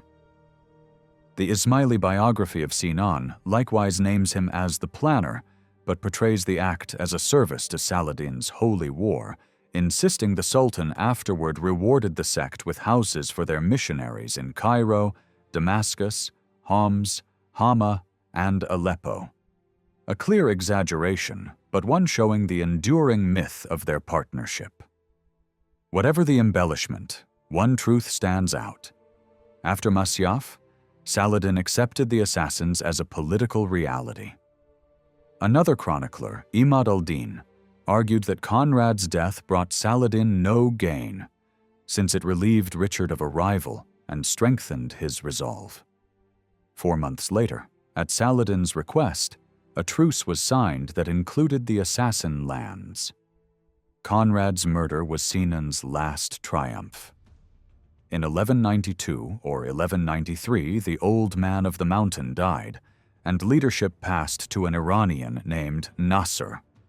Under him, Alamut's authority revived and held firm until the Mongol storm a century later. A few later inscriptions and documents from Syrian Ismaili fortresses preserve the names of his successors, most described as Alamut's delegates. The Syrian assassins, still subjects of Alamut, adopted the policies of the new master Jalal al-Din Hassan, who restored the outward forms of Islamic law and allied himself with the Abbasid Caliph. In 1211, the Lord of Alamut sent word to his Syrian followers, ordering them to build mosques, pray publicly, avoid wine and drugs, fast, and obey the Sharia once more. How deeply these reforms changed their faith we cannot tell, but politically they mattered. In a land teeming with the enemies of Islam, it is striking that after this reform, the sect committed almost no further killings, and none against Muslims. The only Christian victim known from this period was Raymond, son of Bohemond IV of Antioch, stabbed in a church at Tartus in 1213. His furious father marched against the fortress of Al-Hawabi, but the assassins called for help from the ruler of Aleppo, who sent troops to their rescue. Though the Franks defeated the first army, a second force from Damascus drove them back and lifted the siege. By then, the assassin leaders had found subtler ways to survive. They extorted tribute from both Muslim and Christian princes, even from travelers passing through the Levant. In 1227, according to an Arab chronicle, the Grand Master Majd al-Din received envoys from Emperor Frederick II, newly arrived in Palestine. They brought gifts worth 80,000 dinars. Fearing the route to Alamut was unsafe because of Khwarezmian attacks, Majd al-Din kept the presents in Syria and personally guaranteed the emperor's safety. To coordinate this, he sent a messenger to Aleppo to alert its ruler and ensure cooperation. The Khwarezmian threat may also explain another episode of the same year. Majd al-Din sent an envoy to the Seljuk Sultan of Konya, demanding that the annual tribute of 2,000 dinars, once paid to Alamut, should now be remitted to him instead. The Sultan, uncertain, sought confirmation from Alamut's lord, who replied that the payment had indeed been reassigned to Syria. The order was obeyed. At this time, the assassins also paid dues to the Knights Hospitaller. An Arab historian writes that when the Hospitallers later demanded payment, the assassins retorted, "Your king pays us tribute. Will you take taxes from your own master?" The enraged knights attacked their lands and seized rich plunder. Whether this marked the start of such payments or the continuation of an existing arrangement remains unclear. A striking sign of how visible, and even tolerated, the assassins had become on the Syrian political stage comes from Ibn Wasil, himself a native of central Syria. In 1240, the judge of Sinjar, Badr al-Din, fell out of favor with the new sultan. Fleeing to Syria, he sought asylum with the assassins. Their leader at the time was Taj al-Din, an Iranian sent from Alamut. Ibn Wasil says he knew Taj al-Din personally and counted him a friendly acquaintance. The same name appears on an inscription at Mashyaf, dated to the late winter of 1249. Before the sect vanished from Syrian politics, one last episode drew notice: their approach to King Louis of France. Tales that they plotted to kill him in his youth at home can be dismissed along with other fanciful European rumors. Yet Joinville's account of Louis's arrival in the Holy Land has the ring of truth.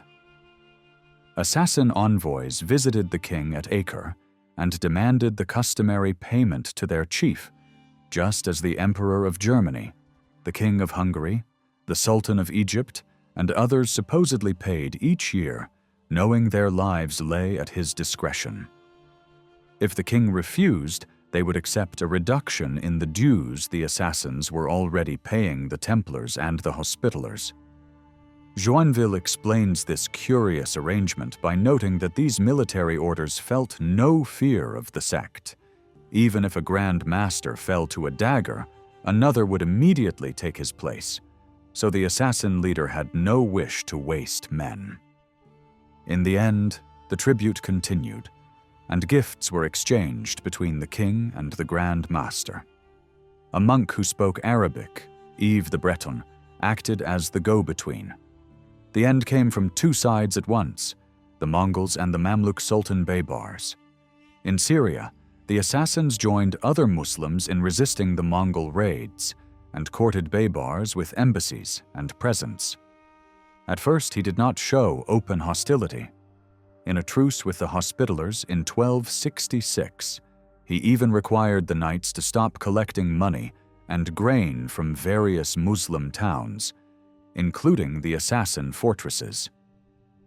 Sensing which way the wind was blowing, the assassins offered to divert to Baybars the tribute they had been paying the Franks to be used for holy war.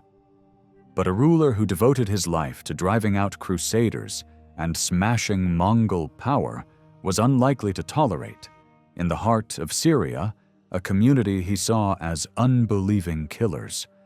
As early as 1260, he had assigned their lands as a fief to one of his generals, and a few years later he ordered that the taxes and tolls once gathered as gifts for the assassins be paid to him instead. Lists of those payers even included a far-off monarch known as King of Kings Alfonso. Drained by years of conflict in Syria and demoralized by the catastrophe that had overtaken their Iranian brethren, the sect could not resist. Forced to accept the new order, they began paying Baybars directly, and soon their fate depended on his pleasure rather than on a distant lord in Alamut. In 1270, Baybars deposed the aging chief Najm al-Din, whose conduct displeased him, and installed a more compliant figure, his own grandson by marriage, Sarim al-Din Mubarak, governor of Ulaika. Acting as Baybars's lieutenant, the new leader was removed from Masyaf and placed under tighter control. He briefly seized the fortress by trickery, but Baybars expelled and arrested him, sending him to Cairo, where he likely died by poison. The Sultan then reinstated Najm al-Din, this time alongside his son, Shams al-Din, in return for an annual payment, Both names survive on a Cadmus mosque inscription. In late winter 1271, 2 assassins were arrested on suspicion of attempting to murder the Sultan. They had traveled from Ulaika as envoys to Bohemond of Tripoli and were said to have received a command to strike. Shams al-Din himself was jailed on suspicion of passing information to the Franks, but was released when Najm al-Din vouched for him. The 2 alleged killers were also freed. Under rising pressure, the leaders abandoned their castles and moved to the Sultan's court. Najm al-Din entered Baybars's service and died in Cairo at the start of 1274. Shams al-Din was allowed to go to Al-Kaf to set things in order, and he tried to organize resistance, but to no avail. In the spring and summer of 1271, the Sultan's deputies besieged Ulaika and Rusafa. By autumn, Shams al-Din surrendered. Welcomed at first, he and his followers were soon sent to Egypt when rumors spread that they planned killings of several emirs. The sieges continued. Hawabi fell that same year, and by 1273, the remaining strongholds were taken. For a brief moment, after bowing to Baybars, the assassins may have lent their skills to his purposes. Reports from 1271 say Baybars threatened the Count of Tripoli with assassination. The failed attempt on England's Prince Edward the next year and the death of Philip of Montfort in Tyre have also been linked to the Sultan's orders. Later writers claim Mamluk rulers occasionally turned to the sect to eliminate stubborn foes, and Ibn Battuta describes the mechanics of such contracts, with payment guaranteed to the killer or to his children if he fell, and the use of poisoned blades, with suicide preferred to capture when plans went awry. Stories like these helped seed the later Western legends, in which the Old Man of the Mountain sold murder to European princes. Yet after the 13th century, there is no solid trace of an assassin killing in Syria carried out for the order itself. In both Iran and Syria, the sect dwindled into a heretical remnant with little political weight. During the 14th century, their imams split, Syrian and Iranian branches backing different claimants, and contact between them steadily faded. When the Ottomans conquered Syria in the 16th century, their early surveys recorded a peculiar community clustered west of Hama, in villages that included famous old centers like Cadmus and Al-Kaf, with strongholds known as Castles of the Call. Their most notable distinction by then was a special tax. For centuries afterward, they rarely appear in the records except during the familiar local quarrels of the early 19th century. From the mid-19th century onward, many settled as a peaceful rural population around Salamiyya, which they had turned into arable land on the steppe. Today, they number in the tens of thousands, and though not all agree, many regard the Aga Khan as their imam.